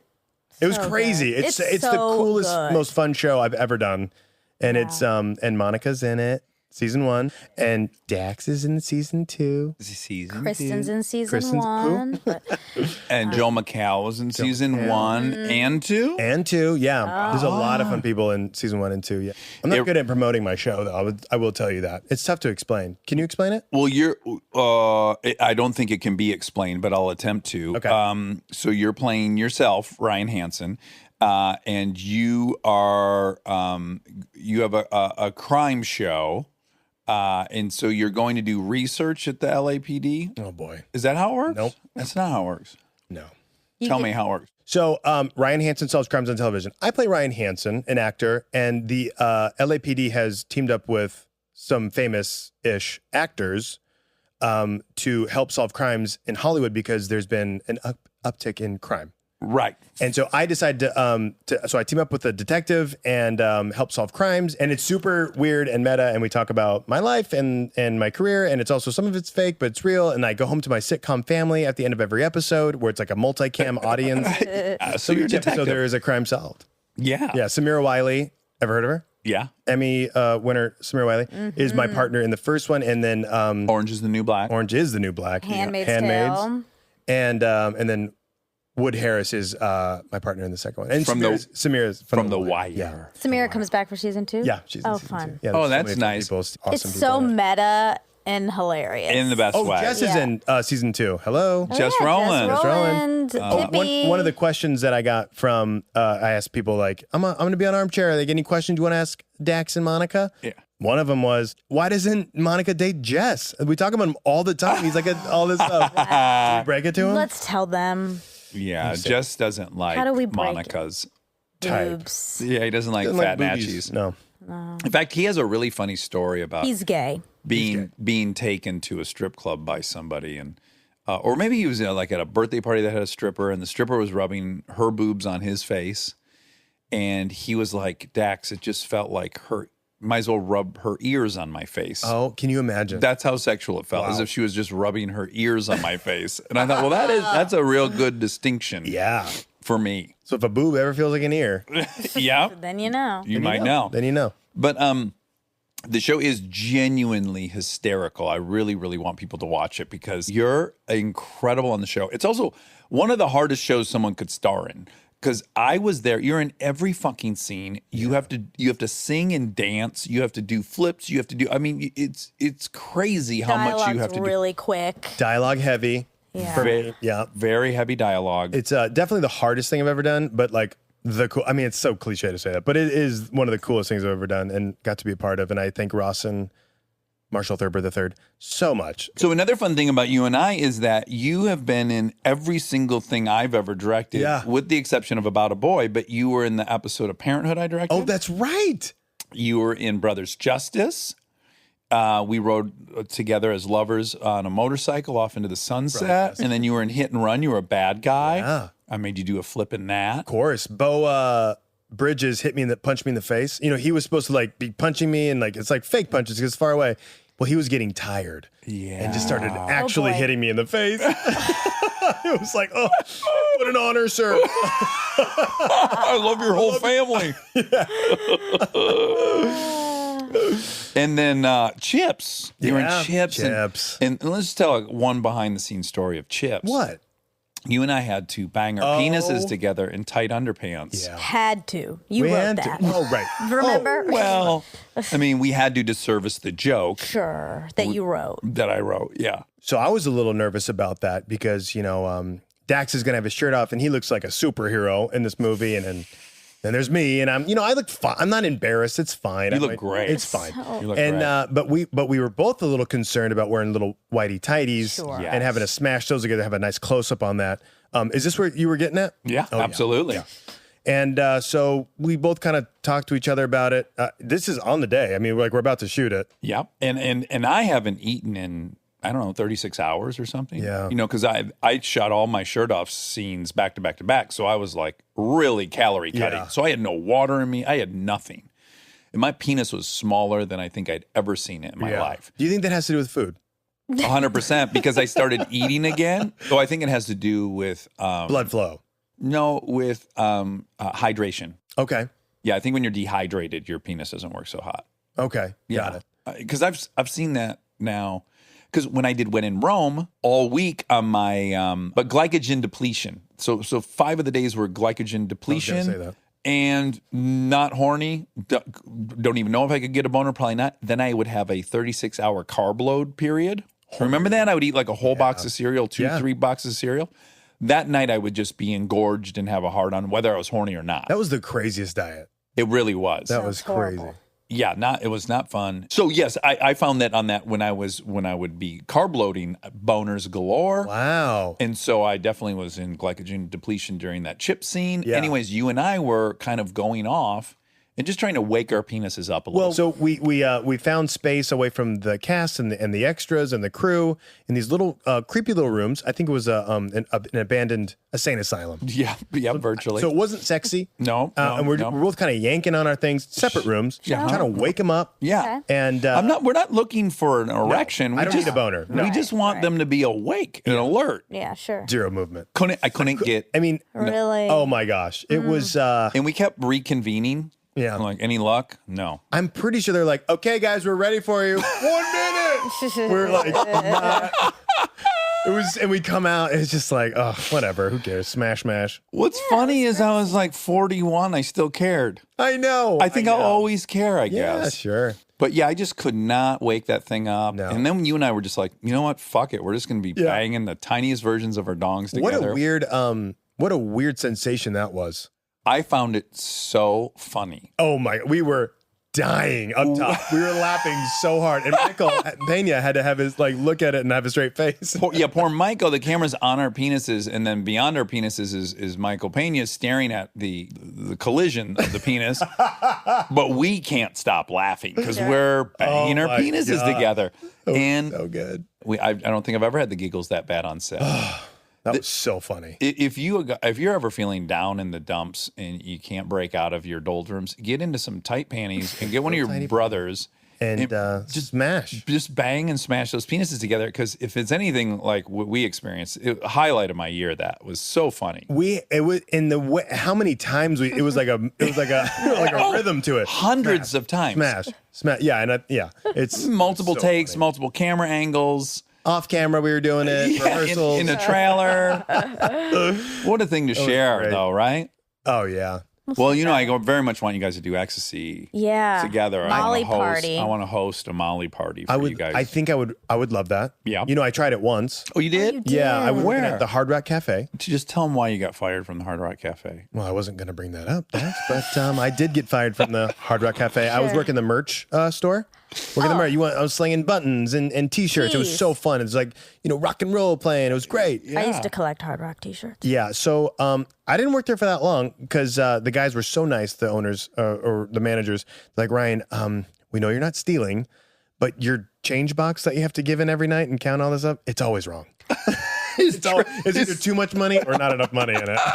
So His till was always wrong. yeah, my till. So funny. Anyway, so a bunch of the Hard Rock people went out, and I went with them, and I was a little younger, and they're like, "We're doing ecstasy tonight, whatever." I'm like, "Okay, yeah, I'm gonna do it." I gave my $20, and I got my pill, and it had an E on it and everything. I popped that baby. Nothing. Pretty sure I had an Excedrin, but Yeah. no headache, no hangover. No, we'll get the real stuff for you, the real pure MDMA, and we'll get you guys together, and we'll just see, what happens. I'll be there to kind of guide everyone to make sure nothing goes wrong. I gotta have Amy sign off on that even more. I want Amy to do it. Of Yeah, course. we'd all be doing it. Also, I don't know if we're gonna do that. I think I would rather do mushrooms. You would? Yeah, I've never done that. Never done coke. Well- I think I would like coke too much. Yeah, I think you would enjoy it. Yeah. I will say odds of a great experience, highest with MDMA. Okay. Like shrooms, you take the voyage, and I love feeling confused. Fantastic voyage. I love feeling that way, and like I'm 8 and I don't understand anything. Yeah. But ecstasy or Molly makes you actually feel like you understand things more. You feel more in control than less in control. Even more in control than you feel like right now. Oh, God. Oh, really? Yes. That's weird. You feel like absolutely positive you're in the exact right place you're supposed to be and everything's good. But there is a hangover with ecstasy. There is a hangover. I don't like that part. And mushrooms, there's no hangover. There's no hangover. I hate hangovers. And I think it's like depression. I think that's why I'm not an alcoholic. Because I hate hangovers. I hate them. Yeah. I get them pretty bad. Yeah. And the other You get hangovers? Oh yeah, that's why I ended up drinking in the morning. Like I couldn't function. Oof. You know, I wanted to die. And I gotta start drinking in the morning. It's really the answer. The upside of mushrooms is also when you come off mushrooms, you don't have any desire to do more mushrooms. But most people, certainly me, when you're coming off of MDMA, you want more. Oh, okay, yeah. It's not a comfortable exit of the experience. You are you feel gonna be there yourself for that? returning. Yes, I'm going to hold you and we're going to bang penises and just get through it. I love it. Okay, so from the outside, from my vantage point, I just can't imagine being a more perfect person. And you seem to be a perfect person without having to get like all these demons in a headlock. Like I'm not nearly as good of a person as you, and it's taking a ton of work. I'm like going to meetings and I'm journaling every morning, all this stuff just to try to be half as good as you. Is there stuff you're wrestling with that I don't see? Great question. I'm definitely not a perfect person. That is so nice of you to say. Okay. Oh boy, yeah. So I struggle. Do you get depressed? I don't see it. Yeah, I think I do have levels of depression that I don't think I even knew I had. There's been different phases of when I've had that. For instance, when my brother-in-law Jason had a little rough patch and my pilot didn't get picked up. Right. All at this, honestly, it was like all with like a couple weeks of each other. The pilot, whatever. Well, kind of. I was in a real dark space. It's so crazy now that you say that. I remember talking to you. I was in New York writing, and I talked to you and Amy on the phone that night.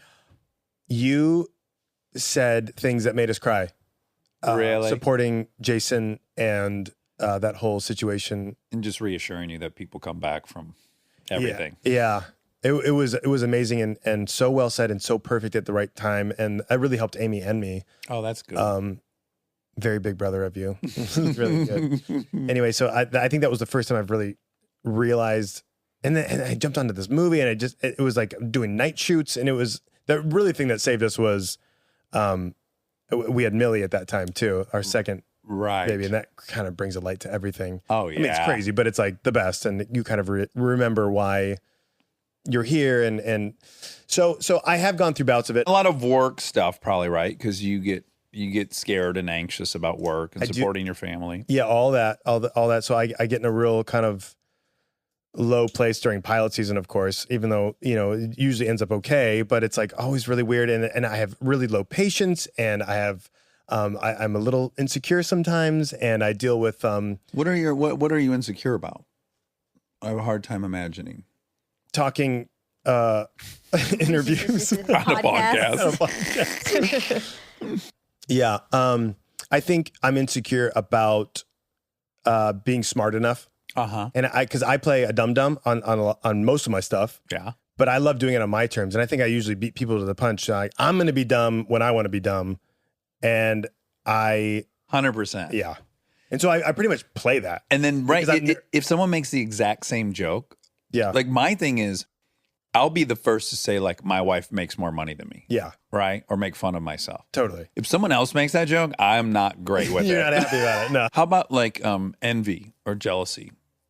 Do you have that? Not really. Okay. I'm pretty secure in what I have. I'm so almost even the opposite. I'm so proud of like my family and my wife and my kids and like my friends and like what we have going. Yeah. That it's hard to be and like jealous of anybody else and other things. Like I'm like, that's great for them. That wouldn't be good for me. I would be a different person if that was me. 100%. Because look, and I'm glad you have awareness of that, because it's funny because I have friends who have 30,000 square foot houses in Malibu on 12 acres overlooking the ocean. And when I go there, I'm not jealous. I've been at your house, your old house in Biloxi Yeah. and been jealous and gone, I want to live in this house. I want to live in this warm, wonderful, inviting house. And it's very enviable. So I'm glad you don't look at the other stuff and not recognize like what a warm, perfect kind of existence you guys have. It's not perfect. No one's is perfect. No. That's really, really sweet of you to say. I'm going to make you feel even way more uncomfortable. You ready? Okay. A couple things I love about you. Such a great dad, but there are a lot of great dads. My best friend Aaron Weekly came out to visit. He brought his 11-year-old son, very awkward age to be 11, to be in a new house with a bunch of different people. We watched a UFC fight. I've resigned to the fact that he is shy. Aaron was the exact same way when we were 11 and 12. I would take him with me to my dad's for a weekend, and he'd whisper to me. My dad would yell at him, and then he would cry, like the whole thing. I was like, oh, he's just Aaron, and I know Aaron. He's perfect, so I'm not worried about him. But also, I didn't put much time into like trying to bring him into the fold. I'm like, oh, if he wants to sit in the bedroom and do shit on his phone, cool.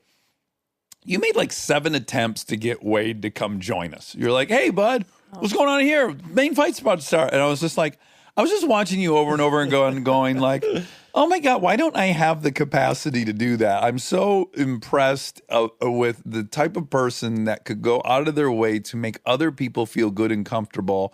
And again, that's not you trying to get attention. That's just like your total intrinsic good nature that I so aspire to. Oh, man. But the thing I really want to say about you is in your group of friends that you are the hub of, and we are all spokes of, there's about 40 of us. I think your Christmas party has at least 40 people at it, maybe 50. Yeah, I think so. Over the last 11 years, if I had to list 100 most joyous times of my last decade, 60 of those things are at your house. Oh, wow. I don't think you'll ever understand the value and warmth and love that you add to all of our lives. Ugh. It's incredible. My most happy, joy-filled, and I'm doing the right thing moments are at your house. It's the most beautiful place to be. I feel so grateful that Kristen introduced me to you. You're like one of the nicest parts of my whole life. You've given me like a whole life outside of this group of friends I came in with. And I'm so grateful for it. And I hope I'm like 90 years old with you, still buddy. big brothering it. I love you so much. And I know you know that. And it's crazy for me to hear that, for you to say that. And we feel the same way about you and KB. And You give you guys have, so many people's life meaning. oh, gosh. It's really generous. And I'm really, really grateful. And I know Monica is too. I am. Do you want to concur, Monica? No, I think you. Stole the show. Yep, per usual. Hold on, Monica, go ahead. As How do you feel about usual. me, Monica? I feel the exact same way. Gosh. I love you so much, Monica. I love And you I'm so so happy for you that you have found this space with Dax and you have this going. It's amazing. So happy. I'm so happy we're all here. Should we bang our private parts together, all three of us? Maybe we should. All right. Well, Ryan Hansen, I love you so much. Ryan Hansen Solves Crimes is currently on YouTube Premium. Please watch it. It's so fucking funny. And we want you to get a 3rd season because I want you to buy some toys. You know, that's really high on my priority I need to list. get a couple razors, Yeah, you Polaris. do. Come on. Yeah, let's kick Ryan a nice little Polaris. He's a great brand representative, ambassador.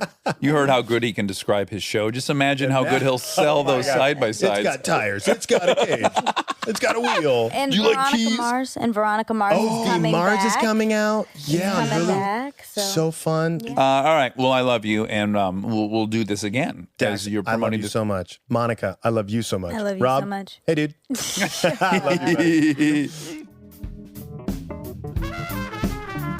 And now my favorite part of the show, the fact check with my soulmate, Monica Padman.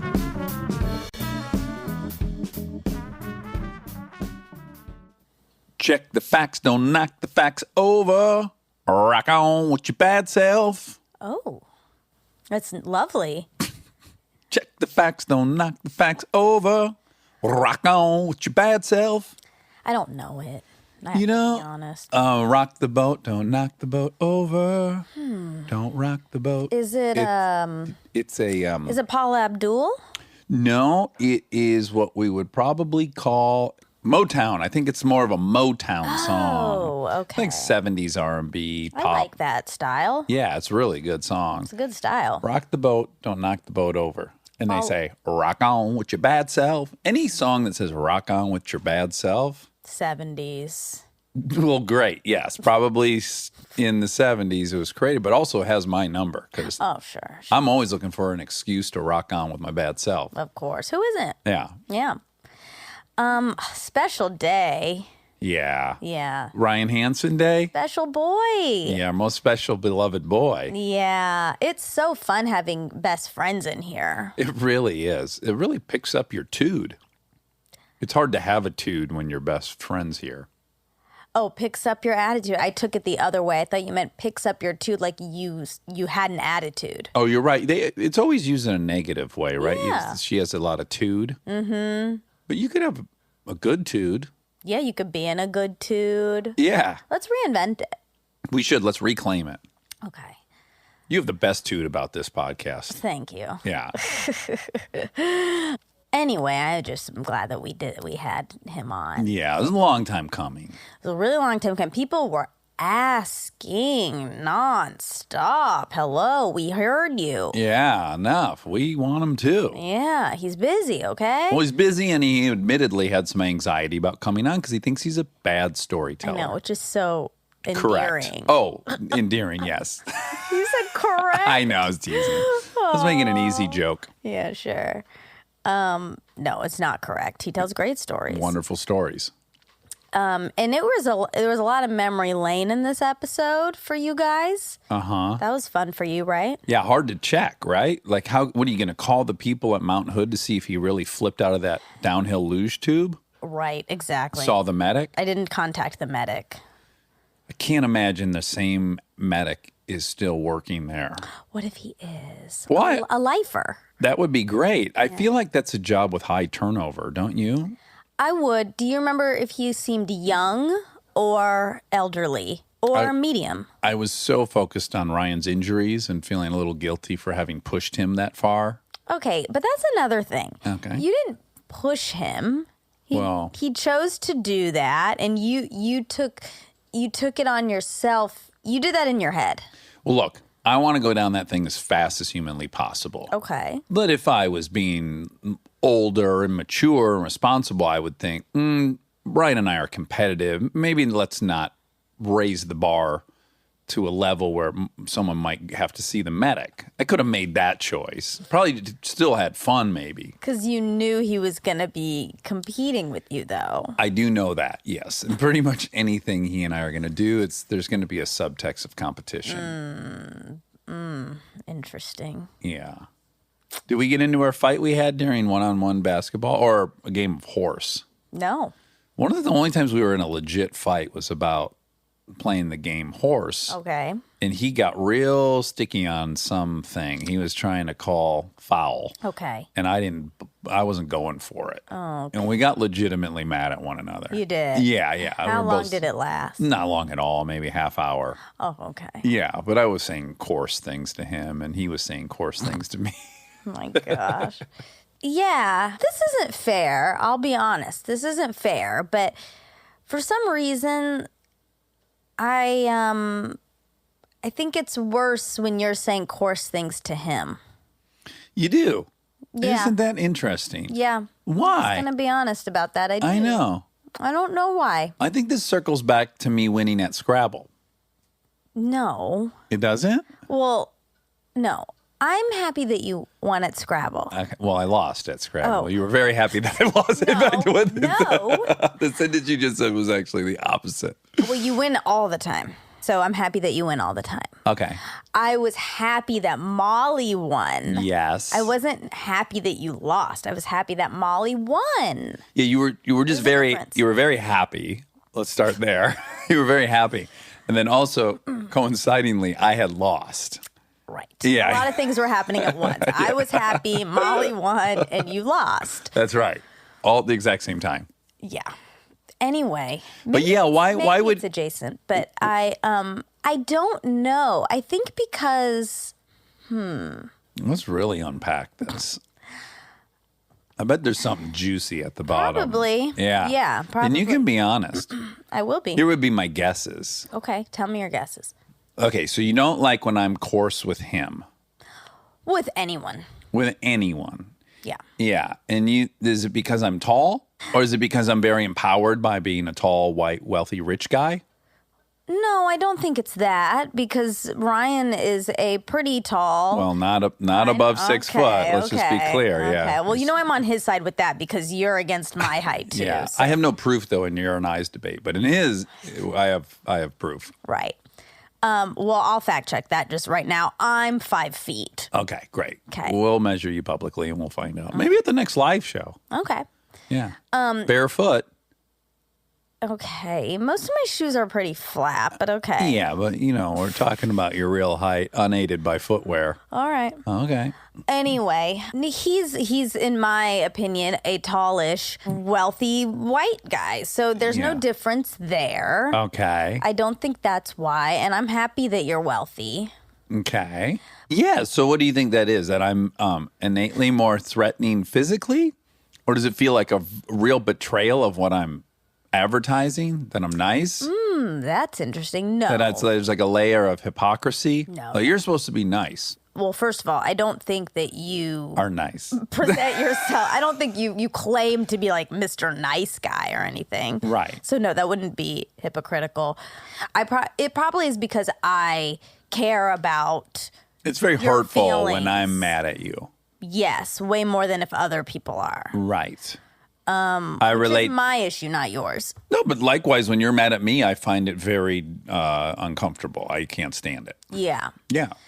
But But Ryan, let's go back to But me. Ryan, yes, but like I guess I'm projecting because I know what it feels like when you're doing that to me, Mm-hmm. and it feels, as you said, really uncomfortable and painful. Mm-hmm. So when I know you're doing that to somebody else, I don't like it. I'm like, I hate that thing you're doing. Yeah. And I use that word properly. I don't use it anymore, but I do hate it. Right. And when Ryan is doing that, it doesn't come with that same level of like. Well, I don't know that you've seen Ryan's aggressive side. I've seen it sometimes. You have? Not in You've a- played enough sports. It generally is brought out during sports. Well, during games, Yeah, sometimes during games. it comes out sometimes. Yeah. And Now, by your account, how many times do you think I've been that way to you? Because I have an opinion about how many times that's been, and I'm curious what yours is. 60 or 70. Oh my I'm goodness! just kidding. I think 3 in my head. 3. Yeah, Oh, where I I've think been more like than- mad at you, and I'm using swear words when we're communicating. Oh, yeah. Okay. So that to me is even another level. Oh, That's not even what I'm talking about. Oh, it's not okay.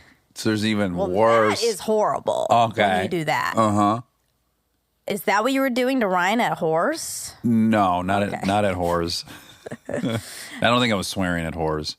When you start swearing, that's like you're a new person. Okay. What are the It's 3 my goal times? not to do that. What are the 3 times that you can recall? Turks and Caicos. Yeah. Ostensibly, I'm fighting about my sister, which is I have a bad pattern of yelling at people in regards to my sister or my mom or But whatever. it was, which is, I guess, respectable. I don't know. It's not. There's no reason I need to be swearing at you. Sure. And then one time on the patio, we got in a debate about this podcast and the inner workings of this podcast. And I was using some F-bombs. Yeah. Yeah. And then I know there's a third. And I, for some reason, feel like it was in the kitchen. One time we got in one big argument after Catan. Me and you did. That was a long time ago, though. I don't remember if there were F-bombs, but there might have been. I don't remember that in Catan. Although we were playing Catan when the Turks and Caicos incident That's true. happened. That game's not good for me. I'll just speak for myself. For whatever reason, I can't play that game and enjoy myself. Yeah, it never seems fun anymore. It seems like always 3 people are miserable and 1 person's happy. Well, oh man, that's sad. Yeah. Do you think it's different than that? Well, the last couple times we played, or maybe the last time we played, we revisited it. And I just felt like everyone was on edge before we even started because we were afraid of that. Yeah. And so you're kind of right, but I don't think it needed to be that way. Yeah. We're just already scared that Shit's there going to was hit going the to be a fan. fight or something. Yeah. Right. I mean, you can't say we played it for a year straight, almost every day. Mm-hmm. And you think, and what would you say the percentages of Bad outcomes? Yeah. I would say it was about 30%. Okay, so 70 is pretty good. It is, but nothing to me. Like, if you were to say 1 in 3 chance you guys are going to be mad at each other, there's so many activities we could take on Yeah. that are also fun that we just don't end up mad at each other. Right. Yeah, that seems to be the only one where, like, predictably people are going to be mad. You're going to leave with, like, very few words. You're just going to be like, all right, I'm going to go home. And I'm like, oh, great. There's been several of those departures that are like 3-4 words and you're out the door. Sure, And that's I'm like, true. ugh. And then the whole night I just have this bad feeling in my stomach. Yeah. Yeah. we all have unique, terrible characteristics during that game. I know I have a bunch of them. Yeah, that's true. Yeah, Jess does. When Jess is winning, he gets too effervescent and show-offy, and that drives me crazy. And I get moody. You get moody. You don't like it. Yeah. By my account, Kristen's always plotting against me. Like, even if I don't start off as a... Never happening. That is so made up in your brain. Yeah, like, no one even has a distinct lead yet, and already the consensus is that she should come for me. Well, you think everyone's coming for you the whole time. I do. Not Yeah. just her, but yeah. Yeah, I do. I do think that. Maybe it's my paranoia. Maybe it's the truth. We would need an objective outsider to observe a game. Sure, yeah. Yeah. We could do that. We could probably plan We could that. post Wobby one. Wob, do you want to come do that? Be a referee. Sure. Great. Well, great. Great. We'll get that on We'll the books. report back. Anyway, when you get stern, you get a little mean. Okay. Maybe that happened during horse. And maybe Ryan got mean too. I think basically for me being mean to Ryan is I get real sarcastic to him. Oh. Yeah, I start getting real sarcastic. Oh, interesting. Yeah, like, oh, really? If that you think you'd be winning if that was that rule had been followed? Really, that's what's deciding this game, like that kind of thing. Sure. And then he gets sarcastic back, and then it's just like a big toxic vortex of sarcasm. Okay. Maybe I would like it, actually. Maybe I would like all of this if I were an audience member. Yeah, I don't think we really got down to why it is. I'm not allowed to be mean to people, but other people are allowed to be mean. I don't think we've cracked it yet. We can circle back. What was your guess again? Too big, too loud. Yeah, I mean, I guess that is Like sort of it's part threatening. of it. Well, then this I concede to. Like Kristen will say, when you raise your voice, it's different when the girls in the house are raising their voice. It's Yeah. different. Oh, yeah. And from my point of view, I'm like, no. If everyone's raising their voice, I'm raising my voice too. Right. And it's not the same. And it's not the same though. Yeah. Yeah, and I try to remind myself of that. I'm sure that is a part of it. Yeah. And it's also just your childhood. Like clearly your dad never yelled at you, right? Is that what I'm learning? Very little, yeah. He never did, but if he did, it was really bad. Impactful. Yes. Okay. When he really got angry, it was a 10. Uh-huh. But most of the times he's operating at a 0, like not letting anything Right. perturb He's him. not mercurial. It's the opposite No. of mercurial. No. No. But my family's kind of mercurial. Mm-hmm. You know, and we've stormed out as a family of family reunions. There's been obscenities being screamed at Christmas. Well, yeah. It's just, Yeah. it's kind of an elevated. I know, but we have that. Like You every do. time there's a family gathering, it's always loud. There's always so many arguments. Everyone's Are people swearing? no. Yeah, I think that's a line we cross pretty quickly. Yeah, maybe that's part of it. Yeah, you're right. Because Like my mom will start swearing. Have you heard her irritated yet? I I look forward to you seeing it because she's here don't now. want So it directed at me. No, it's best to observe her doing it to me. Okay. I'll try to agitate her. Okay. She's here till April, so there's a good shot she'll lose her shit. I've never seen her be anything but loving to and all of the Shepard children. And Oh, she's got a overdrive gear she can get herself into I'd pretty love to easy. see that, Yeah. actually. Yeah. You know, as a kid, she would occasionally, not you. frequency, no, well, that, but she would hop out of her car at a stoplight and like challenge a guy to a fight, Oh, wow. a man, and we'd be terrified in the car, like, Jesus, I hope this guy doesn't take her up on this proposition. This Did guy's anyone? huge. No, of course not. She's good. 5'4". You never But she'd be know. calling the motherfucker, get out of the car, motherfucker. Wow. Oh, you betcha. Oh, wow. You bet. So it's interesting. So it's like I recognize and accept that it's not you guys don't appreciate nor accept the way I get, but in my mind, it's such a huge leap forward. There's so much progress in how infrequently I do get angry. Yeah, I think that's true. Yeah, by my account, it's been 3 times at you in the last 5 years. My sister got 1 the other day. That was the first time in 5 years. Yeah.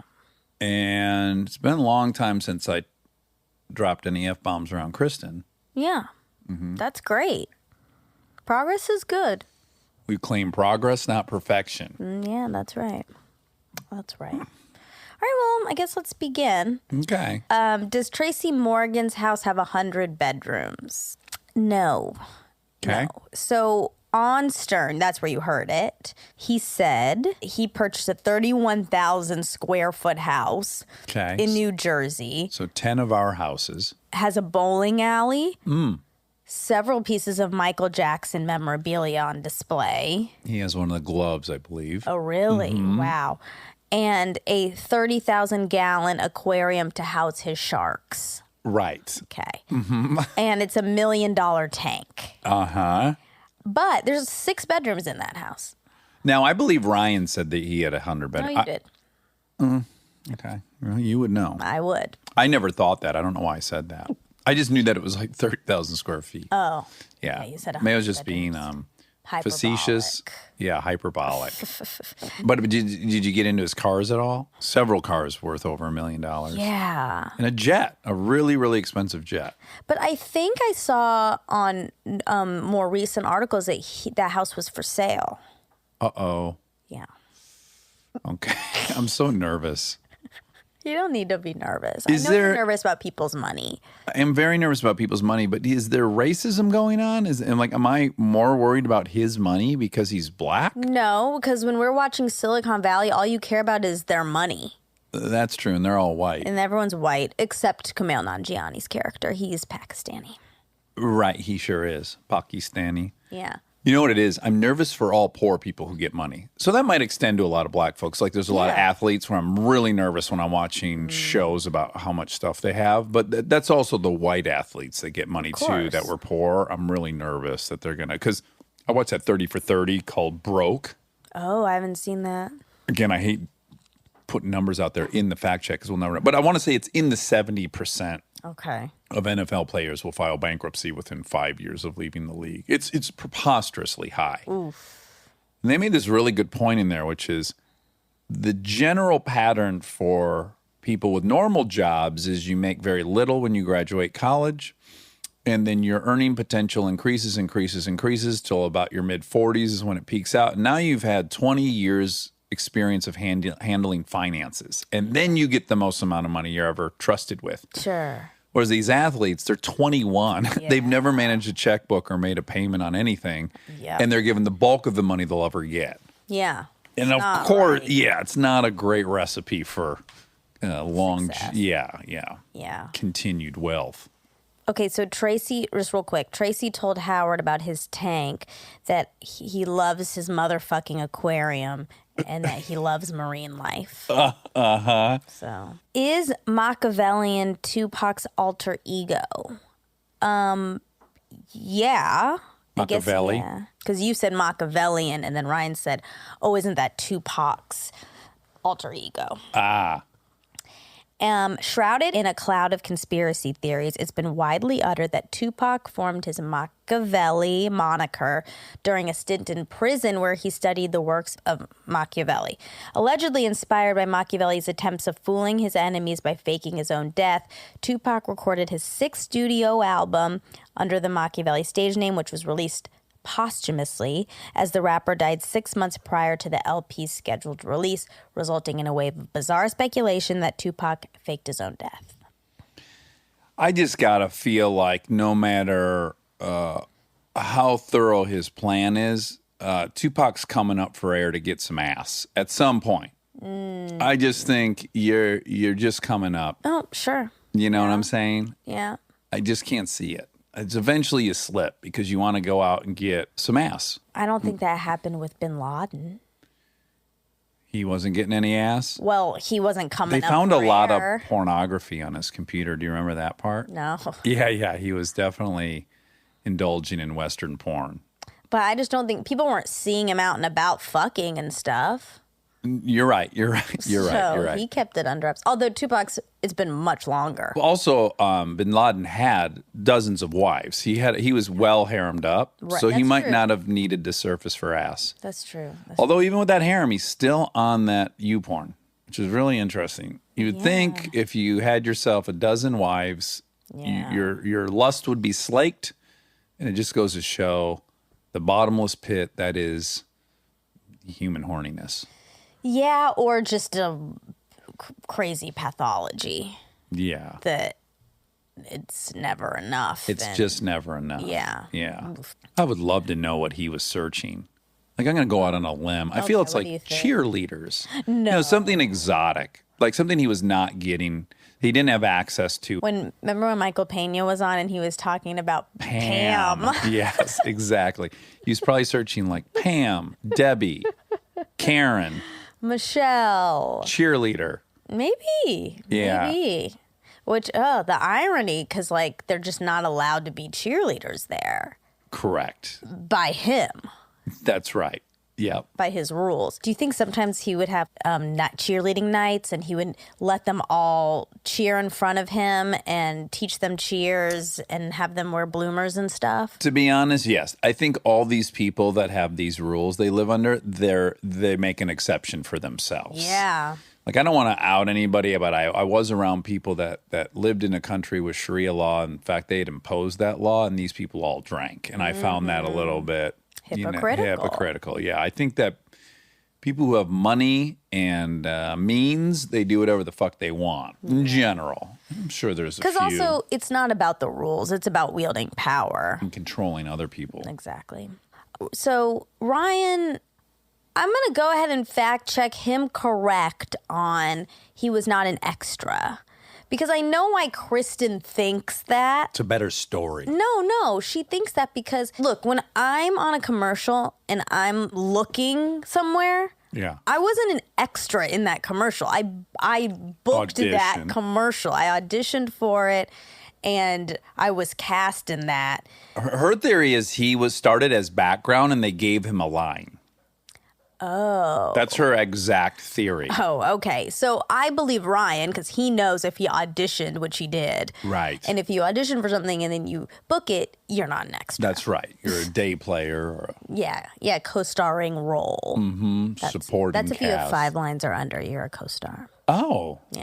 5 lines or under or 5 lines and over? 5 lines or under, it's called a co-star. Well, there's also a thing called featured extra.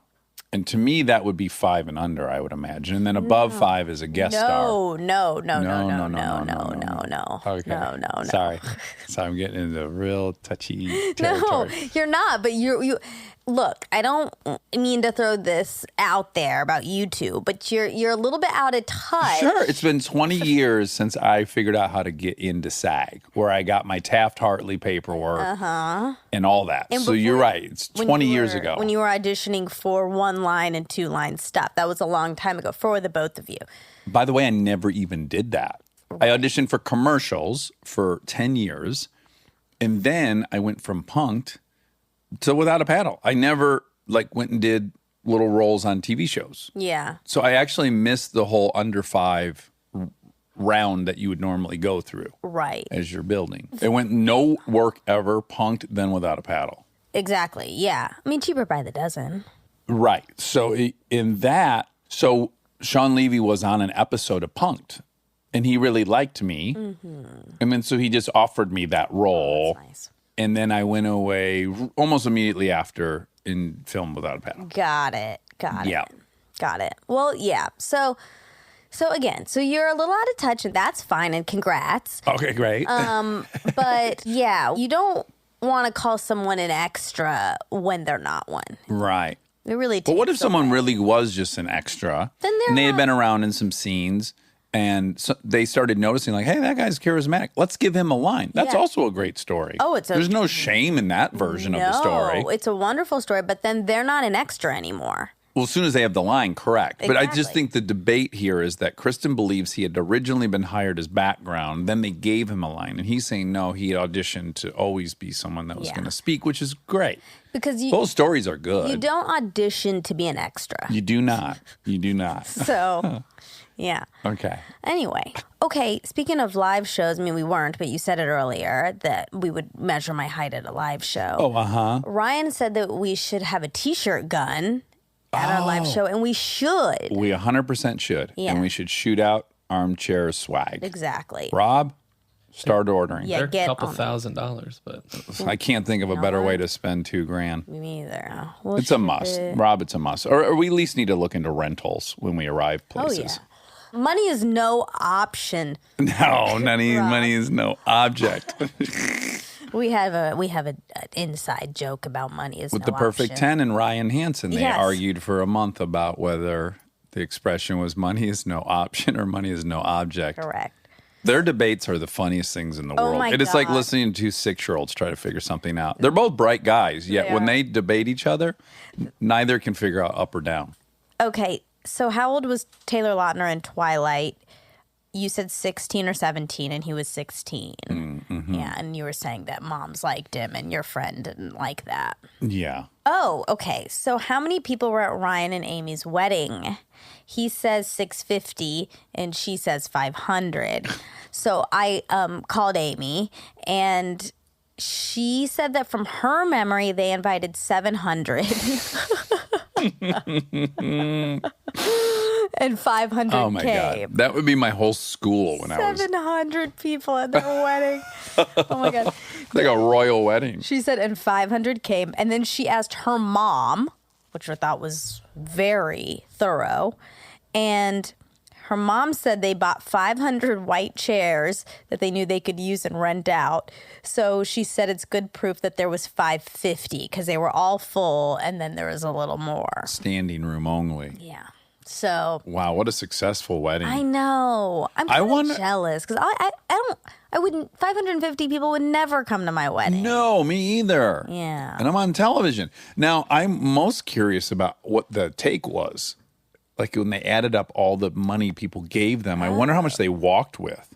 Good question. Thousands of dollars. Even if each guest only gave them $10, that's $5,000. Which But they probably gave them did. 100. Well, these are like high schoolers. Well, listen, let's just say for shits and giggies that it was 100. Now you're talking 50 grand they walked with. Yeah. Maybe this whole thing was a money-making scheme. That's a good money-making scheme. I'd do that. Great scheme, guys. Because also your parents are paying. They're footing the bill for this thing. Yeah, so it's just a positive, net positive. All times profit. 10. Yeah.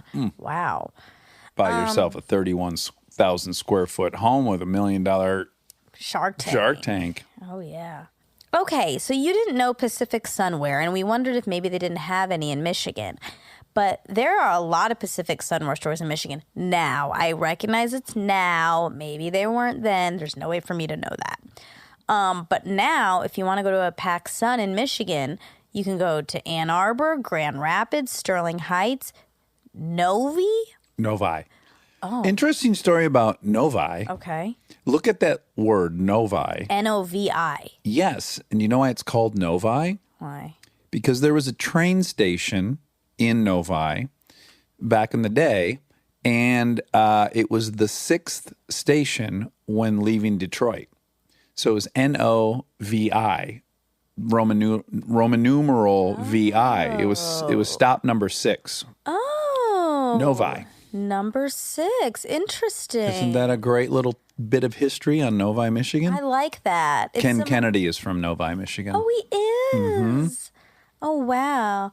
It's kind of similar to Dumbo.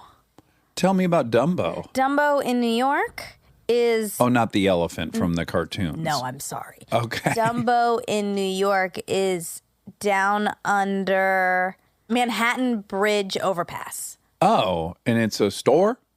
No, Dumbo's an area. Oh, okay, great. Yeah, it's an area. It's a location. How embarrassing. The I like to acronym- act cosmopolitan and hip to all these. I know. I hope I'm right about exactly what those letters stand for, but it's something like that. Yeah, I like that. And I like it. Okay, so Grand Rapids, Sterling Heights, Novi, Granville, Byron Center, Auburn Hills, and Troy. I worked in Troy. Lots of them. Saw basketball games at the Palace of Auburn Hills. That's where the Pistos played. Do you get a lot of nostalgia when I read all those? Did you Absolutely. Yeah, I thought you might. Ann Arbor is probably the hippest town in Michigan. It's where it's where U of M is. Yep. And then Grand Rapids, which is the biggest city in Michigan. It had always been Detroit, but they fell under 1 million a long time ago. And I believe Grand Rapids is either at 1 million or above. It's the biggest city. And they do a lot of product testing in Grand Rapids. So that was where you could go and get that clear Pepsi that didn't work out. Oh, cool. Yeah, they test shit there. I'm against Pepsi because I'm from Atlanta, so I'm a Coke girl. That makes sense. Yeah. Coca-Cola. Yeah, exactly. Me and the boys are going to go knock back a couple Coca-Colas. Love that movie. Ugh. Okay, was Amy at the hockey game where you and Kristen really met? Kindled. Yes. Yes, she was. Oh. And she was pretty offended that nobody remembered that. Oh, boy. I bet she was. Everyone can. Well, I had my apologize hands to full. Amy. I had my hands full. She actually said it was fine that you didn't. But Ryan But should Ryan have. had to. And by the way, Ryan thought she was. So everyone's doing okay. Okay, yeah. I was like trying to land a chick. I was busy. And you did. Yeah. You were successful. Yeah, if I had to spend a bunch of time like checking in with Amy, maybe we're all not sitting here. That's true. Sorry, Ames. Yeah, because also if you saw Amy, you might have started asking her for her gum Could have happened. because you love her. She was only 22 at the time, 23. Yeah. One of the prettiest human beings I've ever seen. Yeah. Yeah. Yeah. So And as nice as the day is long. she really is. But then Ryan would have socked me from behind in his pink outfit. Yeah, in his flamingo outfit. Yeah. Yeah. Okay, so we talk a little bit about your growth. Oh, uh-huh. Yeah, which I like. Yeah, although we started this podcast with this fact check by We did. demonstrating all my, How you haven't really grown all that much. that's right. But that's not true. You have. And I think it's wonderful, and you should be proud of yourself. Thank you. And one of the stories is that you would kick people out of your seat at Kristen's house. Yes. Dinner. After we talked a little bit about it, I came to the conclusion that this is a male dominance thing because we all went to dinner after this episode, and it was a bunch of our friends, girls and guys, and I was asking the girls, does anyone have a seat Right. at the table that's theirs, that they feel Ownership over. Exactly. And none of the women did. And a lot of the guys were like, yeah, they at least recognize that feeling and that instinct. And women are just way more flexible. We're than more men. territorial, I guess. Yeah. But I want to add to this. Okay. So when he told that story, I didn't remember it, but it also sounded in keeping with who I was 11 years ago. But there's a much, much bigger piece of the puzzle that when we went out to dinner, it was revealed. Someone goes, oh, yeah, I know that story. It was Chris Lowell. That's who you told to get out of the seat. Okay. And once I heard it was Chris Lowell, I'm like, oh, it's 100% true. I definitely did that. I don't know that I would have done it to someone else. But Chris Lowell, who was on Veronica Mars, who was one of Kristen's friends, Yeah. was very cute. He was very young, and he was very traveling every 5 days without any plans and inviting all the friends. And I think I had in my head some insecurity about being older than everyone. And this guy kind of represented everything that I was nervous Kristen would be Wanted. and was settling for this older man, me. Got it. So I think he was very threatening. Yeah. So that's my side of the street. And then Lowell's also a button pusher. So he recognized that I was agitated by him at times and he liked to push. So I don't think for a second that he wasn't intentional about sitting in that seat to begin with. Okay. And I own 100% that I definitely would have had a showdown with Chris Lowell at the time. Now I love him and I don't have any of those fears. Okay. Yeah. That's interesting. Yeah. Once I heard it was Lowell, I was like, oh yeah, definitely happened. But I think you would have done that with other people. And I even have seen you do it recently In my house. in your house. Yes, I have a seat in my house. Yeah, but I don't have a seat in my house. But you have a seat in my house. I can tell you where your seat is. And when people sit in your seat, like if random people are going to watch TV with us at night, Yeah. and someone sits in your seat, I go, oh, Monica sits there. I do that for you. Oh, but you don't need to. And It doesn't matter. That's your spot. It's okay that you have a spot, and the other people will be fine somewhere else. No. I don't agree. I think it. Look, it's sweet that you do that, but Let's start with the facts. You prefer that spot, and we know you do because you sit in the exact same spot every single time. that's because that has nothing to do with the spot. I mean, sure, it's a good spot. It's that you have your spot. That's right. very. No one's messing with that spot. It's right next to the end table, and I always have about 16 drinks going at one time. Yeah. Drinking flat water, bubbly water, some kind of like healthy shake, some athletic greens shit. 6 or 7 Perriers. That's right. Yeah. And I bought that end table and that couch, and it's my house, so I do feel entitled to sit in that seat. And I don't think that makes me a bad person. It doesn't make you a bad person. No But one's if I go to calling Ryan's house, it's his house. I don't want to sit in his seat. I want him to sit in the catbird seat. It's his house. There doesn't need to be a catbird. There doesn't need to be someone's above, someone owns the couch, someone's this. It's just everyone's just there. You should move to communist China. I should.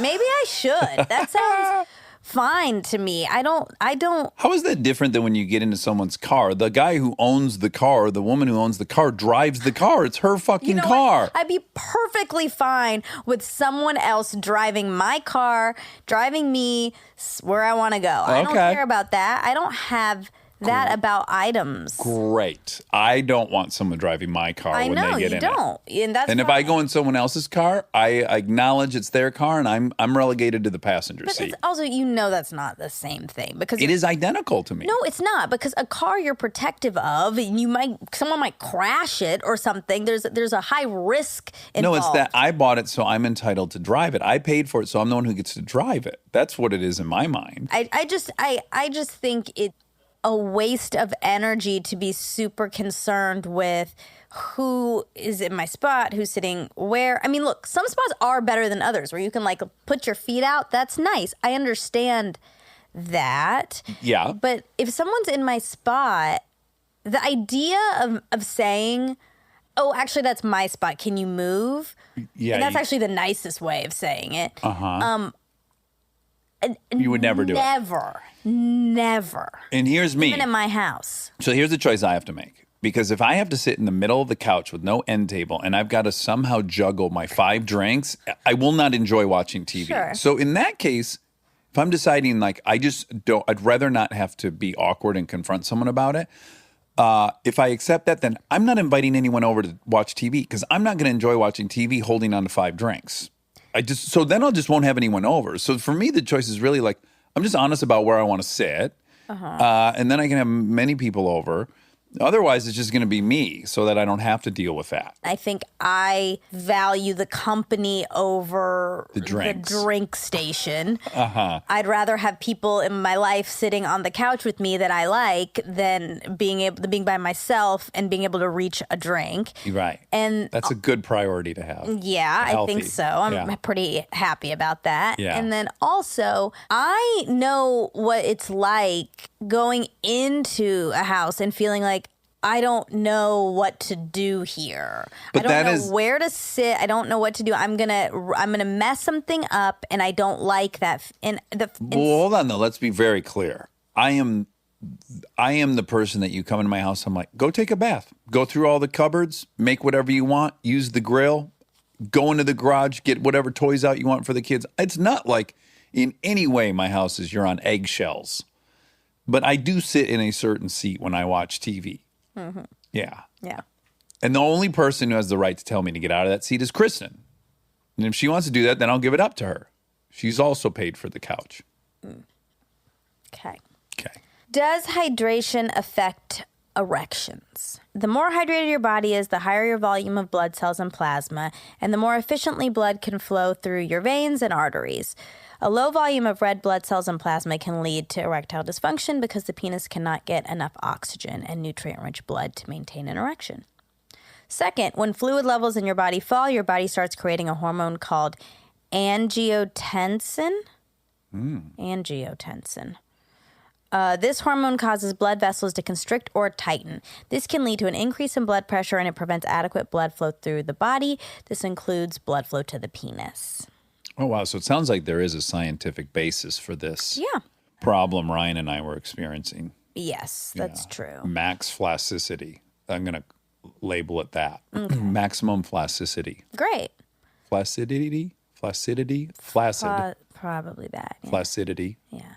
So if you want that penis to be plump when the time calls for it, stay hydrated. That's the takeaway. Get 6-7 drinks, put them next to your favorite place to watch TV, and get You'll hydrated. be ready. Yeah, exactly. Oh, we talked a little bit about the Hard Rock Cafe because Ryan worked there and got fired. And I just wanted to add, I didn't get to add in the episode that I used to collect Hard Rock Cafe t-shirts. And how many did you have? I wish I really knew. I don't know. A lot. Uh-huh. Probably at least 20. I would like you to research why people collect stuff. Okay, well, I was just about to say, I used to love collecting. I really liked a collection. Mm-hmm. And that definitely is some psychological thing. Yeah, I think it's like almost a version of OCD where you're like control. Yeah, it's controlling. There's something adjacent to controlling. There's something in your life that you want that you can't have. Mm-hmm. So the search of collecting and getting stuff feels really good. Yeah, the gathering. Yeah, because I also used to collect Got Milk ads, as you know. Oh, yes. With celebrities. Obviously. Yeah. And you also have expressed that that's the itch that shopping scratches for you. Absolutely, yeah. Is that when you're feeling a lack of control about your life and environment, you'll get into a shop over at Not Americana, the Grove. How dare you? Well, they have a Grove, and the Americana is a Grove, right? Same company? Same company, but not the same. Okay, different experience. Yes. But you'll get yourself into one of those shops, and you'll just start popping that credit card down. Okay, but okay. And collecting I don't a bunch of garments and stuff. And then as you're walking to your car with many, many bags, you feel better. Yeah. I don't want to put out the wrong idea. I'm not overspending. Okay, well, okay. I'm not. What was the bath mat I was really concerned about? Didn't you buy a $500 I spend too much money, but I don't overspend. I don't spend more than I have. Okay, right. You're still responsible-ish. Yeah. I don't I mean, anyone who has got a $500 bath mat, you can't be labeled responsible. It's not $500. It's like $30. No, I would never have been worried about a $30 bath mat. That sounds... Are you talking about the throw pillows? How much were those? I didn't get them. You didn't get them, but how much were they? They were $500. Okay, great. Yeah, you were circling a set of throw pillows, and I was very concerned. They were $500 a piece. I did not get them, although I was back at that store last weekend, and there was a new one, and it was $300, and I held it for about 3 minutes, and I thought, I can buy this if I want it. Uh-huh. It's only $300 now. Sure, for $200 pillow. off. That's a good deal. 40% off. And I got kind of like sassy about it. Like, I can really buy this if I want You to. were arguing with your parents in your head. With you. Oh, with me. And then I did not get it. I didn't get it. You didn't get it? No. Do you feel good about not getting it or bad? I feel good about it. Okay. Yeah, All right. I do. What's funny is I would buy you that pillow. I would not. But I would not want you to buy yourself that pillow. Well, I would not want you to buy me that. And Well, I guess we're not getting this pillow. I guess not. It's going to stay at the store. All right. That's it. Well, I love you, I love you. and I love Ryan Hansen, Me too. and I love you, Armchaires. Me too. Night, night.